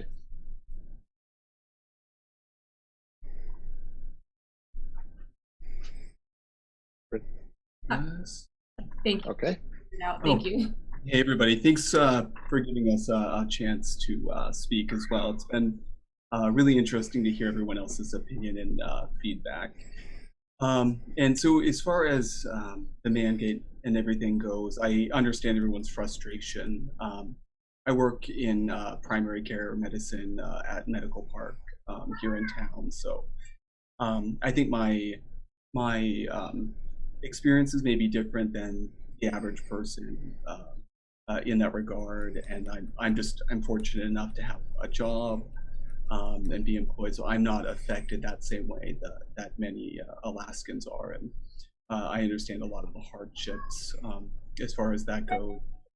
I think there's a lot of misinformation in regard to the efficacy of mask wearing. With the new vaccine being available as well, there's going to be and is a significant struggle as far as disseminating just basic facts and information, and there's a lot of trepidation as far as getting a vaccine, rightfully so. And I just don't think that the average person that's not working in healthcare is exposed to that type of factual information on a daily basis. So my long-winded response really is I am in favor of masks, of course, and just basic hygiene measures. I lost a loved one last month to COVID. I understand it's difficult, and the difficult part is the statistics, right? The amount of deaths and associated issues with that compared to the flu. I know that's awfully erroneously conflated, but I do have many patients. I'm young, I know, but younger than myself, that are having persistent neurological issues, and we're seeing persistent fatigue in quite a few patients, females 2 times more likely than men. And I guess what I'm saying is I completely understand that. I know there's instances where there's cases where someone is completely asymptomatic, or they have something very minor, but I guess my feelings go out to everyone, and I'm sorry that we're all going through this. I think with the combination of just appropriate hand hygiene, mask wearing, and those who choose to get the vaccine, I think we can start seeing a turn in the corner here in the next few months. And the fact that we're separated from the lower 48s, I think, makes us our own unique little microcosm. But I think the general rules of just hygiene go a long way. So I'm in favor in one way or another. I just, yeah, for everyone's safety, I think it's important that that we band together and listen to one another, because I understand from a business owner standpoint, the big, large companies are able to stay in business because they have large amounts of funds, whereas the small business, who are the backbone of Alaska, do not, and they're certainly suffering. So, yeah, I'm just rambling at this point, but thank you for letting me chat. Sure, thank you. Okay, Pat Higgins, you up next. Me kill the unmute, although people think I sound better when it's muted. I'm speaking against it, and I want to say first, I appreciate impact it's having on small businesses, on restaurant owners, on bars, and I think we, the country needs to do more to assist them and to help that situation, because we know how many are closed that won't open again, and people put so much into it. But we have to look at what the facts are. I work in a hospital. I'm familiar with what the CDC is saying, what the impacts are, what we need to do. We've watched Texas and Florida go bananas with bars opening and shutting them down. That's coming from a very conservative group, because the numbers would shoot straight up. Our hospitals are swamped at this point. We can't afford the kind of increases we're going to be looking at. Even with the vaccines are going to be effective. Even the ones getting the shots today, they're looking at being effective at the end of July. We've got a long time here still to go, and the number of people being impacted. Let me just say that if you survive this, and the numbers that are being presented here are simply all wrong as to how many die or don't, you do the math. But we also see, whether it's the basketball player who collapses afterwards that had it recovered because of the damage from the heart, from the brain, all the other impacts of this coronavirus, it's going to be longer term. It's not just whether you survive. So we have some serious issues, and eating in a restaurant is not covering your face. It's not. It's exposing the issue of the exposure. Bars are the same way. And as much as I wish we weren't dealing with the situation we have today, we do. We need to listen to the professionals. They're telling us this is the right thing to do. They're giving us numbers that we should rely upon and not come up with numbers that are simply not true. And they're telling us what's effective and what isn't. Let's listen to them. I know people in my hospital who've lost family members. It's tough on the family if they're not working. I understand that. But by the same token, we don't have the space in the hospitals to deal with opening all this up and what the impact is going to have. So I strongly recommend that we vote against this and recognize that they're trying to do the best they can under impossible situations. Thank you. Kristen Holmes next. It's actually, okay. Yeah. Hi. Yeah, it's actually me, Lou Nathanson, husband here, going to talk a little. We seem to, as a society, continuously end up in the wrong arguments. We separate into sides and we start a food fight where, for example, in this case, you've got one side saying, you can't threaten my health like this. You have to shut down. It's a risk to me. And the other side saying, well, you can't shut me down because I've got employees that are going to be out on the street and I'm going to lose my business. And we argue with each other when we're not arguing with the right people, because this is all true. This is a risk to our health. Bars and restaurants being open has been shown over and over to be a problem. It really is risk. By the same token, this is a real loss to people to have to shut down.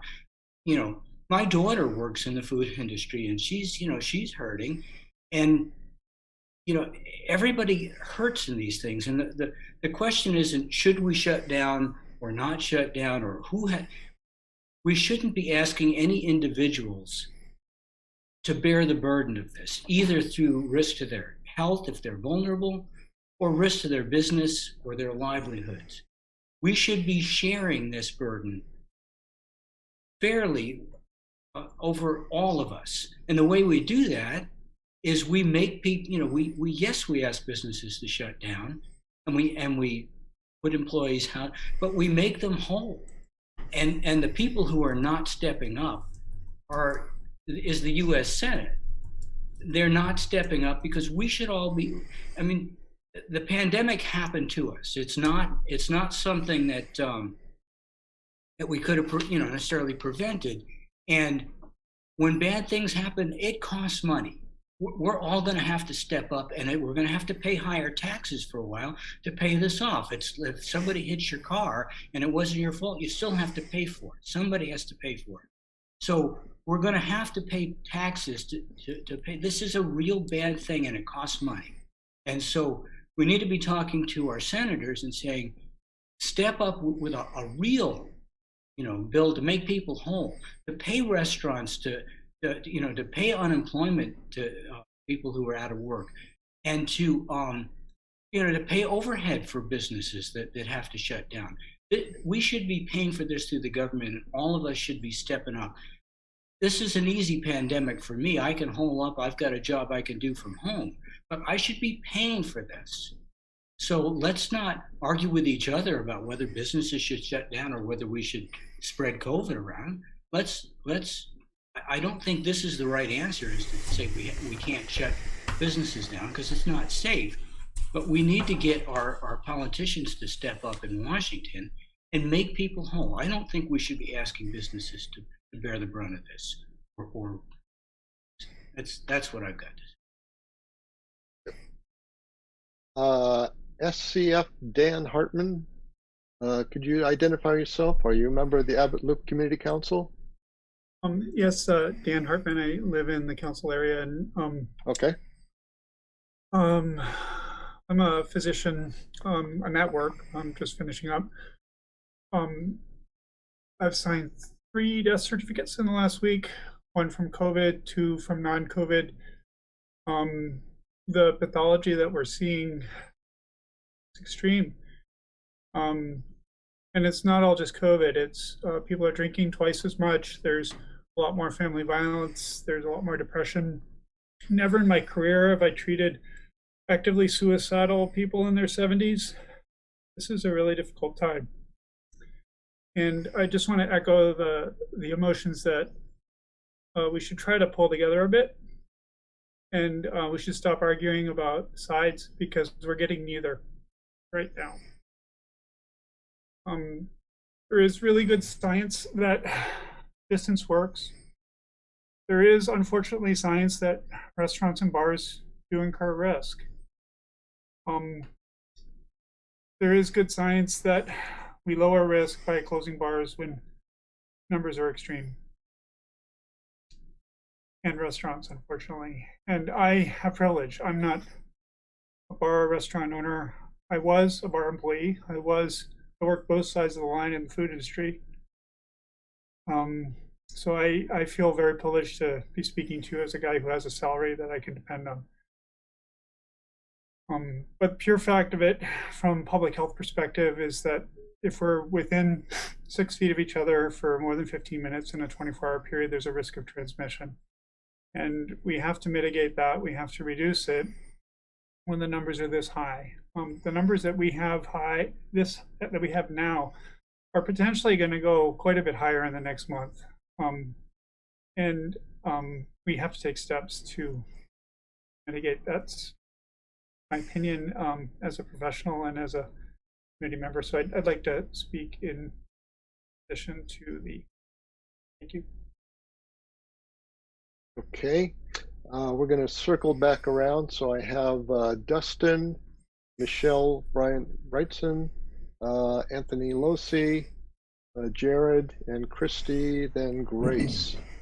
And Kristen, do you still have your hand up? And Bruce, you may not be seeing everybody's screen, but Nancy Felton, okay, and I would like to speak too. Okay. Patty, if you want to go first, go ahead. Yeah, Patty, why don't you go ahead? I want to hear some new voices here first. Okay. Thank you, guys.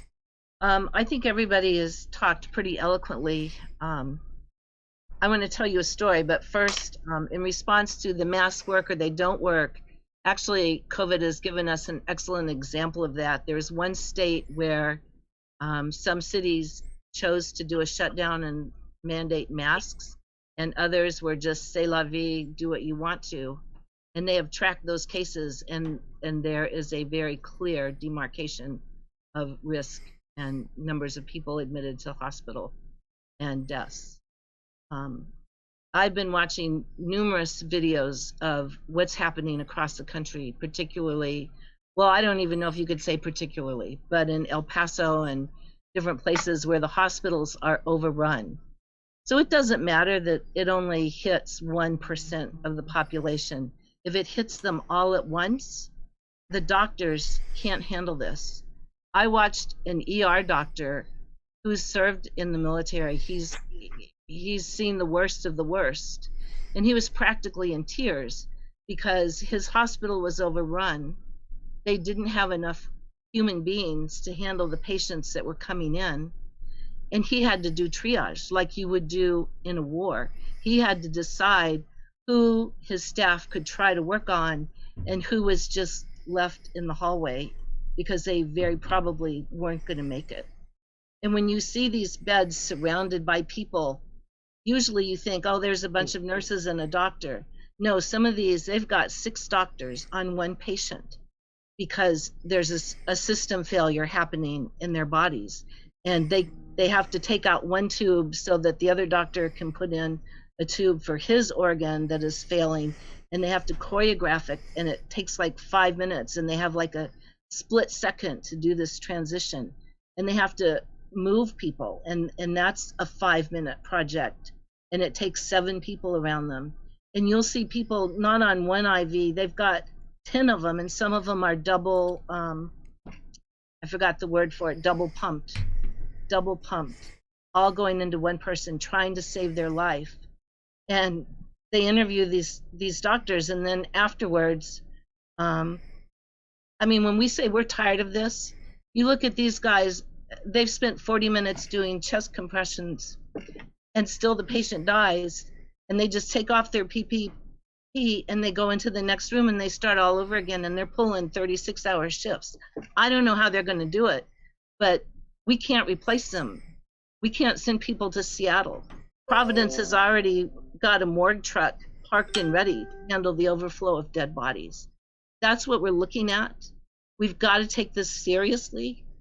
I posted a link to Worldometers. We are the worst country on the planet. And the next country that's worse off is India. And they have 1 billion more people than we do, and we have way more dead and way more sick. Thank you. Okay, Nancy Felton.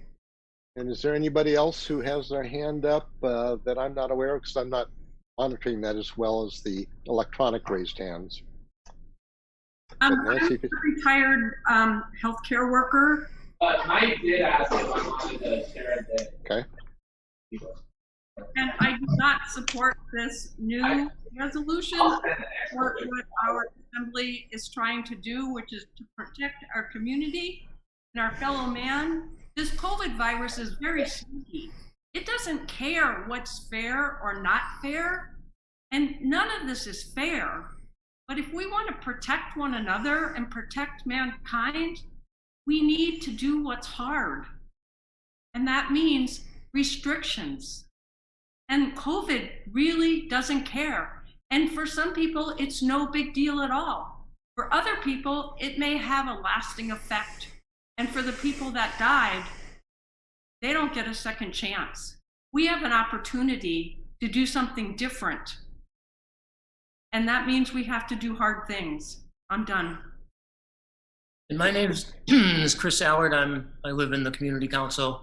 I support the emergency order of the mayor. I mean, this, as we've heard, this is a matter of life and death. And I'm empathetic to the people who work in the beverage and restaurant industry, and I've made some changes in my life to support them and take out food that I don't usually do, but they need to stay in business, and that's important. But I cannot support this resolution to go against the emergency order of the mayor. Thank you. Okay, I saw Paul Berger had his hand up. Yep. Like to go on there? This COVID virus is so sneaky that it could wait for 6 days for the mayor to implement these restrictions. So we were notified on Wednesday that 6 days later we'd be closed. So she spent a whole weekend with a sneaky virus working its way through our city. If this virus is so sneaky and so horrible, why did we close the city down that Wednesday night? Every box store, every Fred Meyer, everything. Seriously. Think about it. Now, we've had 98 deaths when it started. Now we're at 103. I have 16 employees gone. I've had 2 suicides, 1 attempted. I've had 1 marriage destroyed. My business is shot. And you people are telling me that we're going to do all this shit? Pardon me. We're going to do all this? It blows my mind. If we want to protect the most vulnerable in the city, we have to have a system that protects the most vulnerable in this city, a compassionate system. And I have 70 apartments with tenants, and I look at these people, and I see them suffering and struggling, and their children out of school, and they need help. They need jobs, they need employment, they need income. And to those who say, well, the government should step in and help out with these people and give aid, it's not enough. It's too late. So we can't look to Washington to solve our problems. For Anchorage, Alaska, the best government is governed as close as possible to the governed. I would say support this resolution to repeal EO16. It won't go anywhere. She won't listen. It's not saving lives. It's going to be extended till January 15th, January 30th. I know it. But we're having the conversation. And the point of these community councils is to have the conversation. So I would say step up, man up, and tell Quinn, we're struggling out here. Our city is dying for 103 deaths. Terrible, tragic. I get it. We have 300,000 some odd people here, or shy less, and this matters. That's all I have to say to this council tonight. I'm sorry. Sure. Thank you. So I want to kind of interrupt here with time and so forth. We're at 8:20, and normally we aim for ending our meetings about 8:30. I get the feeling that there's still a matter of discussion, so I'm curious if the will of the body is to continue the discussion or to try to go for a vote and possibly delay, or if we want to delay a vote till January by having more discussion now. Call the question. Call the question and have a vote. Can I clarify what the ordinance was, or this resolution was doing? Are we asking the mayor to rescind all of her emergency orders, or are we just asking to go back to at least 50% what we were before EO16? I think that's a big difference. It rescinds, I can answer that. It rescinds EO16 entirely. So it basically takes us back to EO15. So I think going back to 50% in the restaurants is a total different conversation than opening the whole city back up. I don't think that's what Dustin was presenting there. I am happy to go back to 50%. We can modify the language. I'd be happy with 25%, to be frank, just to get people back to work in the bars and restaurants. Okay. Can I move the? Oh, go ahead. Okay, I was just going to say if I could possibly have a minute or less from the people who have their hands up and try and go for a vote very shortly here. So Dustin, do you have anything to add at this point? Yeah, one thing. So there's a couple things that I first of all, I appreciate everybody that voiced their opinion, and I value everything that you guys have said. I try and learn from my community, and I try and empathize with everything and everybody that's going on. Last month, I had brought to the attention that me and my wife had actually come down with COVID. My wife spent 6 days in the hospital. I spent an entire day in the ER myself. So I know that this is real. I've never, ever, not on here, not anywhere, claimed that this was fake. I wore my masks everywhere that I went, and any places that required it, I did it. I still got sick, and so did my wife. So as far as the mask thing goes, it may work, it may not work. The thing that I look at is today I was in Costco. I literally was in there for almost an hour. So whenever you go shopping in a place like that, you're in there for at least an hour when you're picking up $400 worth of groceries. So whenever you going out to eat, I don't think I've ever spent an hour in a restaurant unless I was with a big group of people. So one thing that I noticed between a restaurant and going to like Costco or Walmart or anything else, at least at the restaurants, people have rags in their hands. They're wiping things down. They're cleaning things. They don't do that at Costco. I have yet to ever see anyone walk around with a rag and clean a shelf or any of the product that gets put there. The dust in that place is huge. Same thing with Walmart and any of the other big box stores. I'm not asking for everybody to be open back up right away. What I'm asking is I'm asking you guys to consider taking these box stores, these big box stores, and I'm not against them at all. I think that they require, but I think that pushing everybody into one place like that, there's a term that I use, and I know a lot of law enforcement across the country. There's a term I use called the fatal funnel. And that's exactly what you guys are doing. When there's 400 people in one room and you guys are really worried about this disease, do you think that it's not getting spread there? I guarantee you it is. Dustin, could you wrap it up here Yep. so we could have other people? So what I'm trying to do is I'm trying to get it to where at least people can go back to work. That's the idea. We can't put all these people in one place, spread it across the city, let people go, even if it's down to 25%. That's all I got. Okay, thank you. Michelle, do you want to weigh in for a minute or so? Michelle Bryant Wrightson? Yeah. Yeah, I mean, I totally agree with what Dustin is saying because, you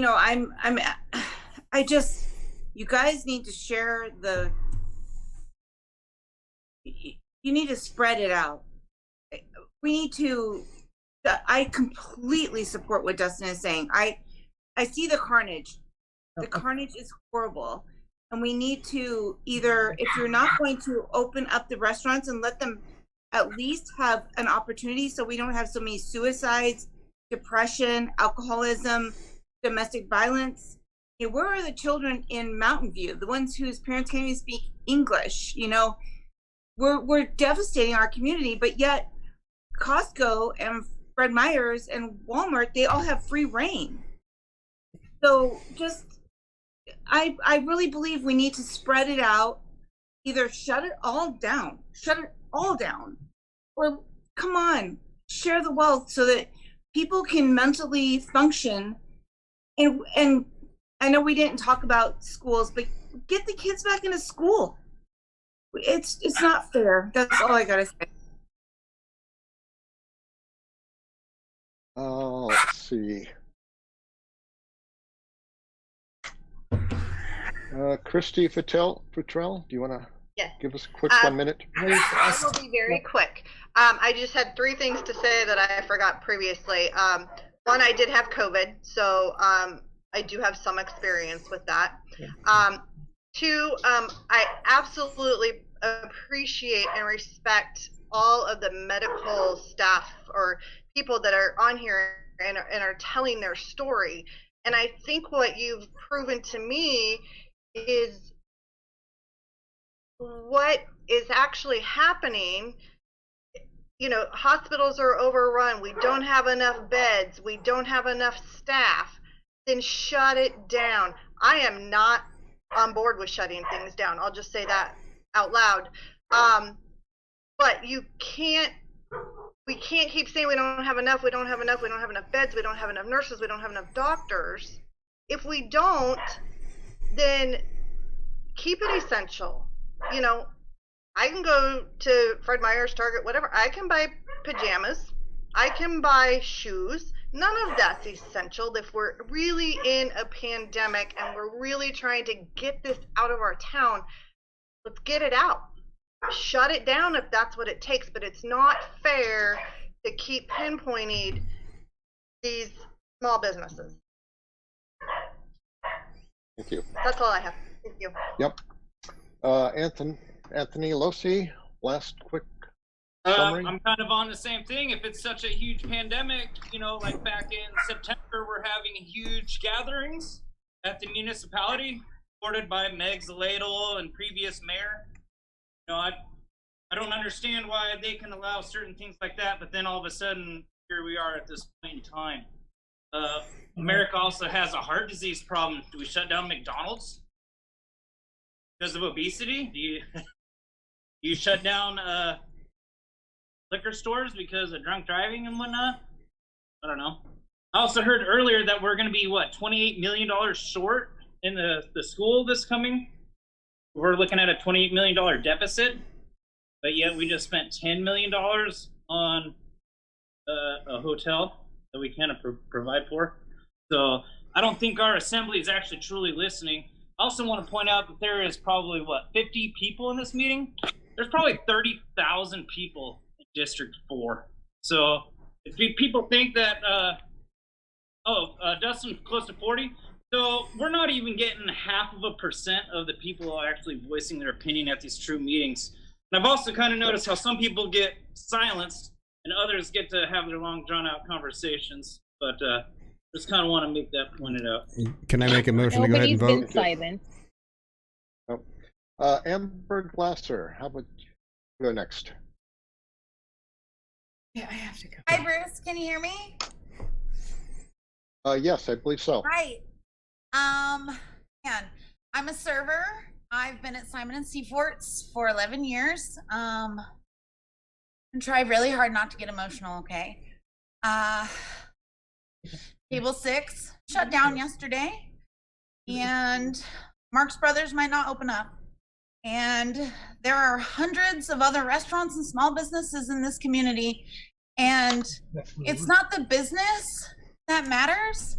It's the people that opened the business. It's the people that have children and employees in this community that have dedicated their life to Anchorage and making this a safe, flourishing city. And the assembly is failing us.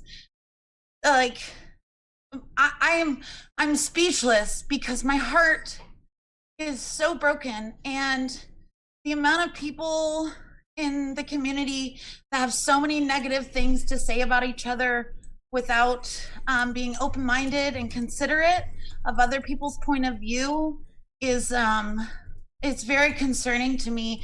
So I'm going to be very active from here on out, and I would like to see Anchorage restaurants, bars, and small businesses able to open up at some capacity within days and not wait until the end of the month. Thank you.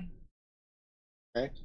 I think what I'd like to do at this point is have one last comment from somebody who hasn't spoken yet. Pat Mike Slohan O'Hara. Could you unmute yourself?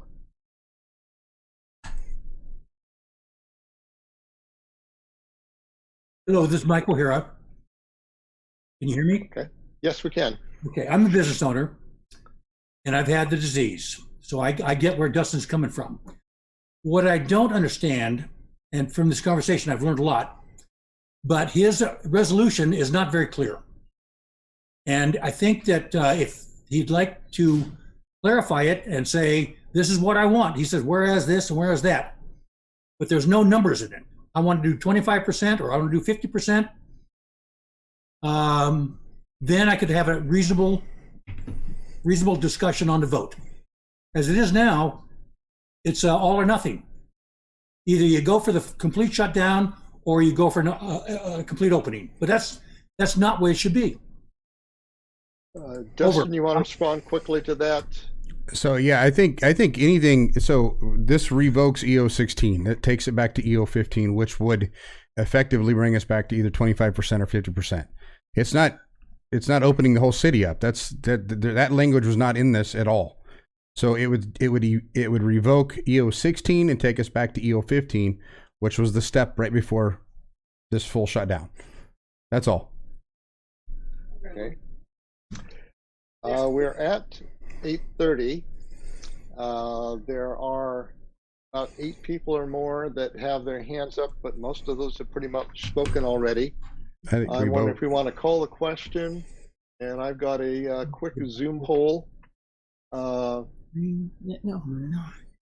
people are ready to make a decision tonight. And again, this is kind of an advisory resolution for the assembly. This has no legal, binding effects and so forth. So again, people who are concerned that this is just a small percentage of the community council, yes, but this is just advisory information for the assembly. It's not a determining document by any means. I have got a poll prepared. Basically just says, it's about resolution in opposition to EO16 is the title. And the question is, do you support this resolution? And you have a choice of yes or no. I'm asking for Abbott Loop Community Council members only to vote. And I'm ready to run this poll and kind of close this discussion. Are people okay with that? Do I have any objections? How do you vote? Okay, I'm going to launch the poll here. So everybody can choose, and I can close the poll whenever people feel that they've had a chance to voice their opinion. Vote for household. And if there are people who have more than one person on their connection, if you could identify yourself, and then I'm probably going to ask those people to vote verbally.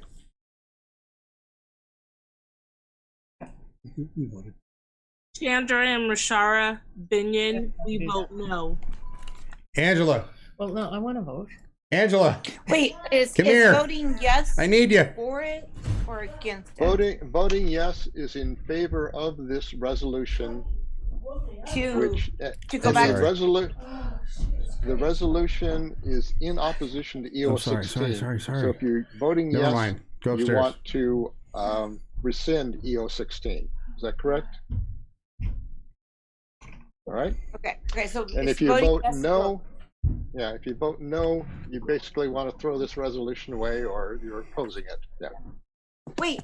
Bruce, hold on. there are two of us here. There are two Okay. people. Sure.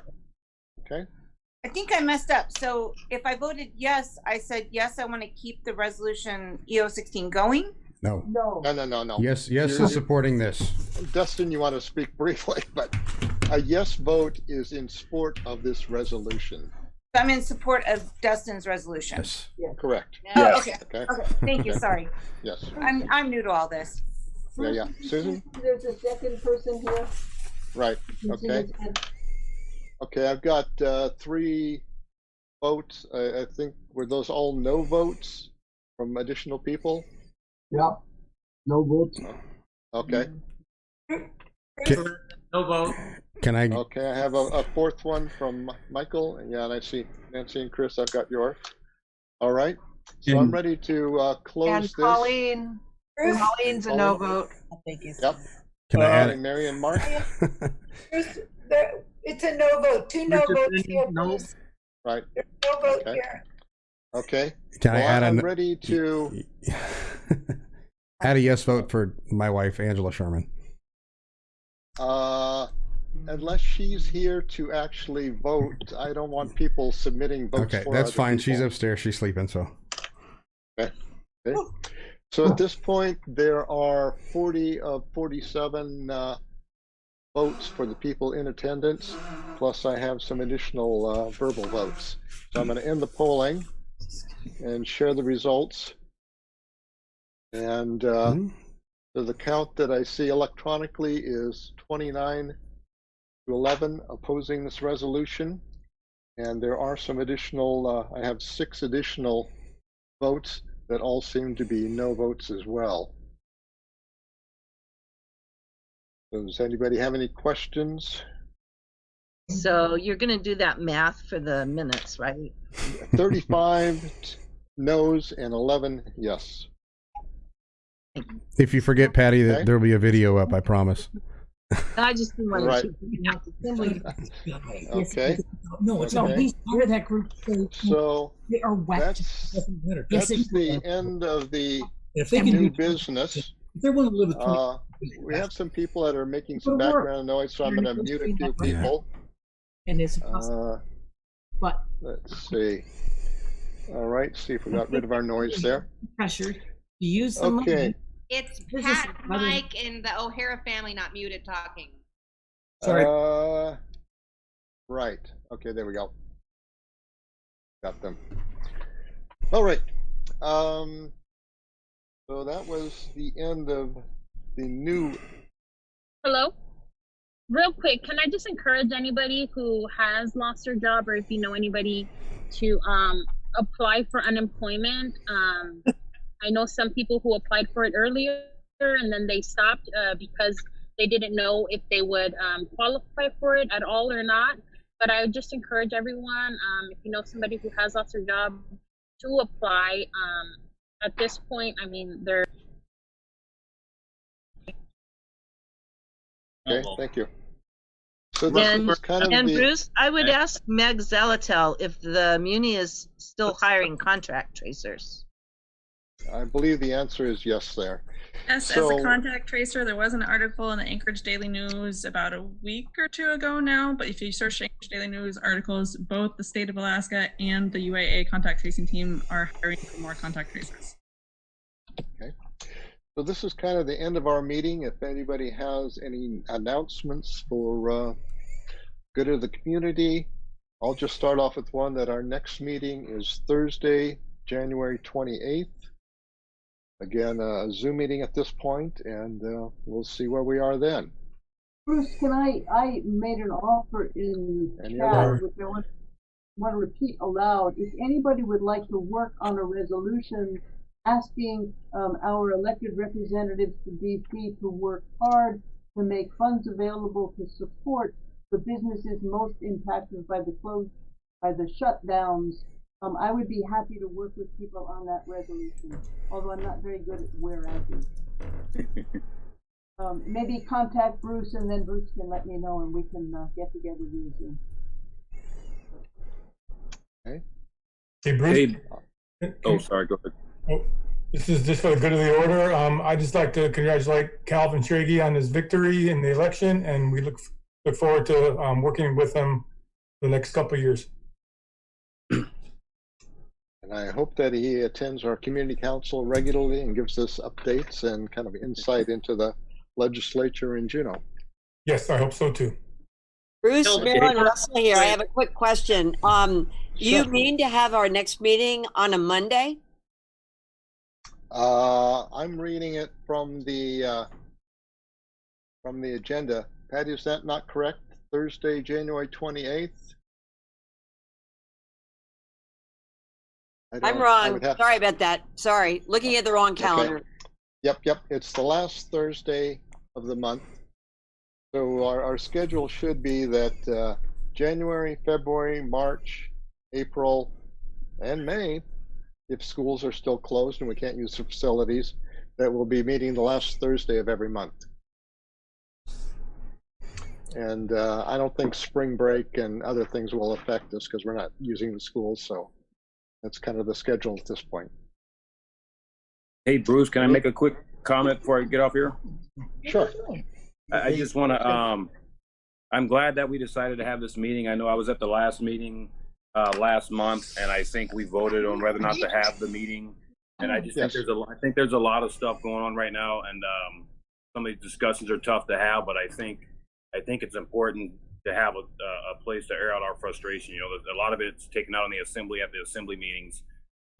We just don't have a lot of opportunities. So I think there was a lot of disagreement, but I think it's important that we do hash it out. It might get contentious. It might do all of that, but I think it's what people are saying on both sides needs to be heard. You know, I think we sometimes we go back to our own echo chamber, so to speak, and we think we're right. We get built up with all this emotion. It's really frustrating, but we never hear the other side, you know, and I think there's valid concerns on both sides. So I just, I enjoyed, this was beneficial to me, I think, to give everybody a chance to say something. So thanks for the time. Yeah. And I kind of want to echo those sentiments too, that there seemed to be some interest at the end of last month's meeting to have a meeting. And I said, as long as 5 or 10 people would show up, that I'd be happy to have a meeting in December. And I think it's good to keep those lines of communication open.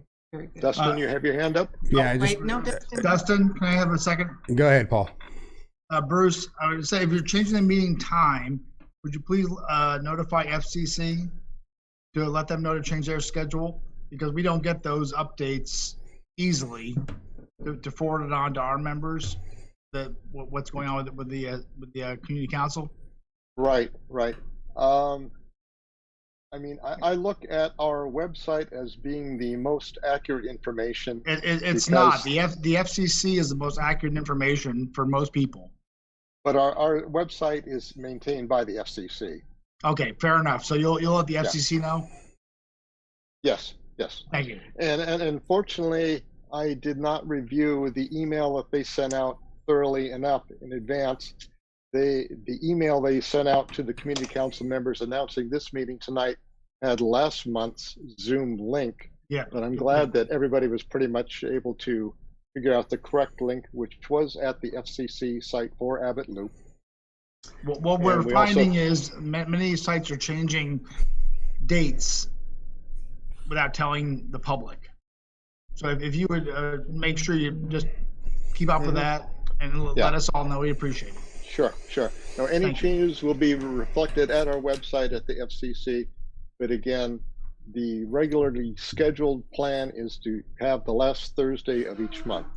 This particular Thursday is because of Christmas. I think there's like 5 community council meetings tonight because nobody's going to have them from now to the end of the There's year. only 3 tonight. Oh, okay. All right. Thank you. Any closing words? Yeah. Dustin, you have your hand up? So I think, and this is just kind of a positive reinforcement thing for the community council that showed up and the people that came in here. This speaks volumes to see this amount of people participating. So I want to thank everyone, wish everybody a Merry Christmas. And one thing to keep in mind, in the way that the world is working right now, we're seeing 2 different movies and we're having to figure out which one is telling the truth. So that's the best way I can describe it, but I appreciate all your input. I appreciate all of you that show up on these things, and I can't wait to see you guys again next month.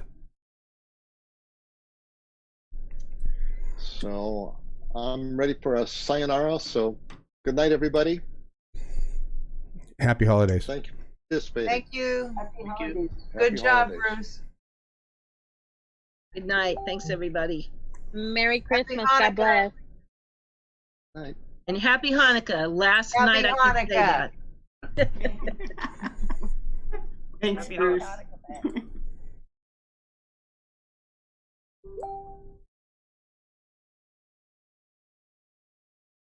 Oh, Lord, have mercy.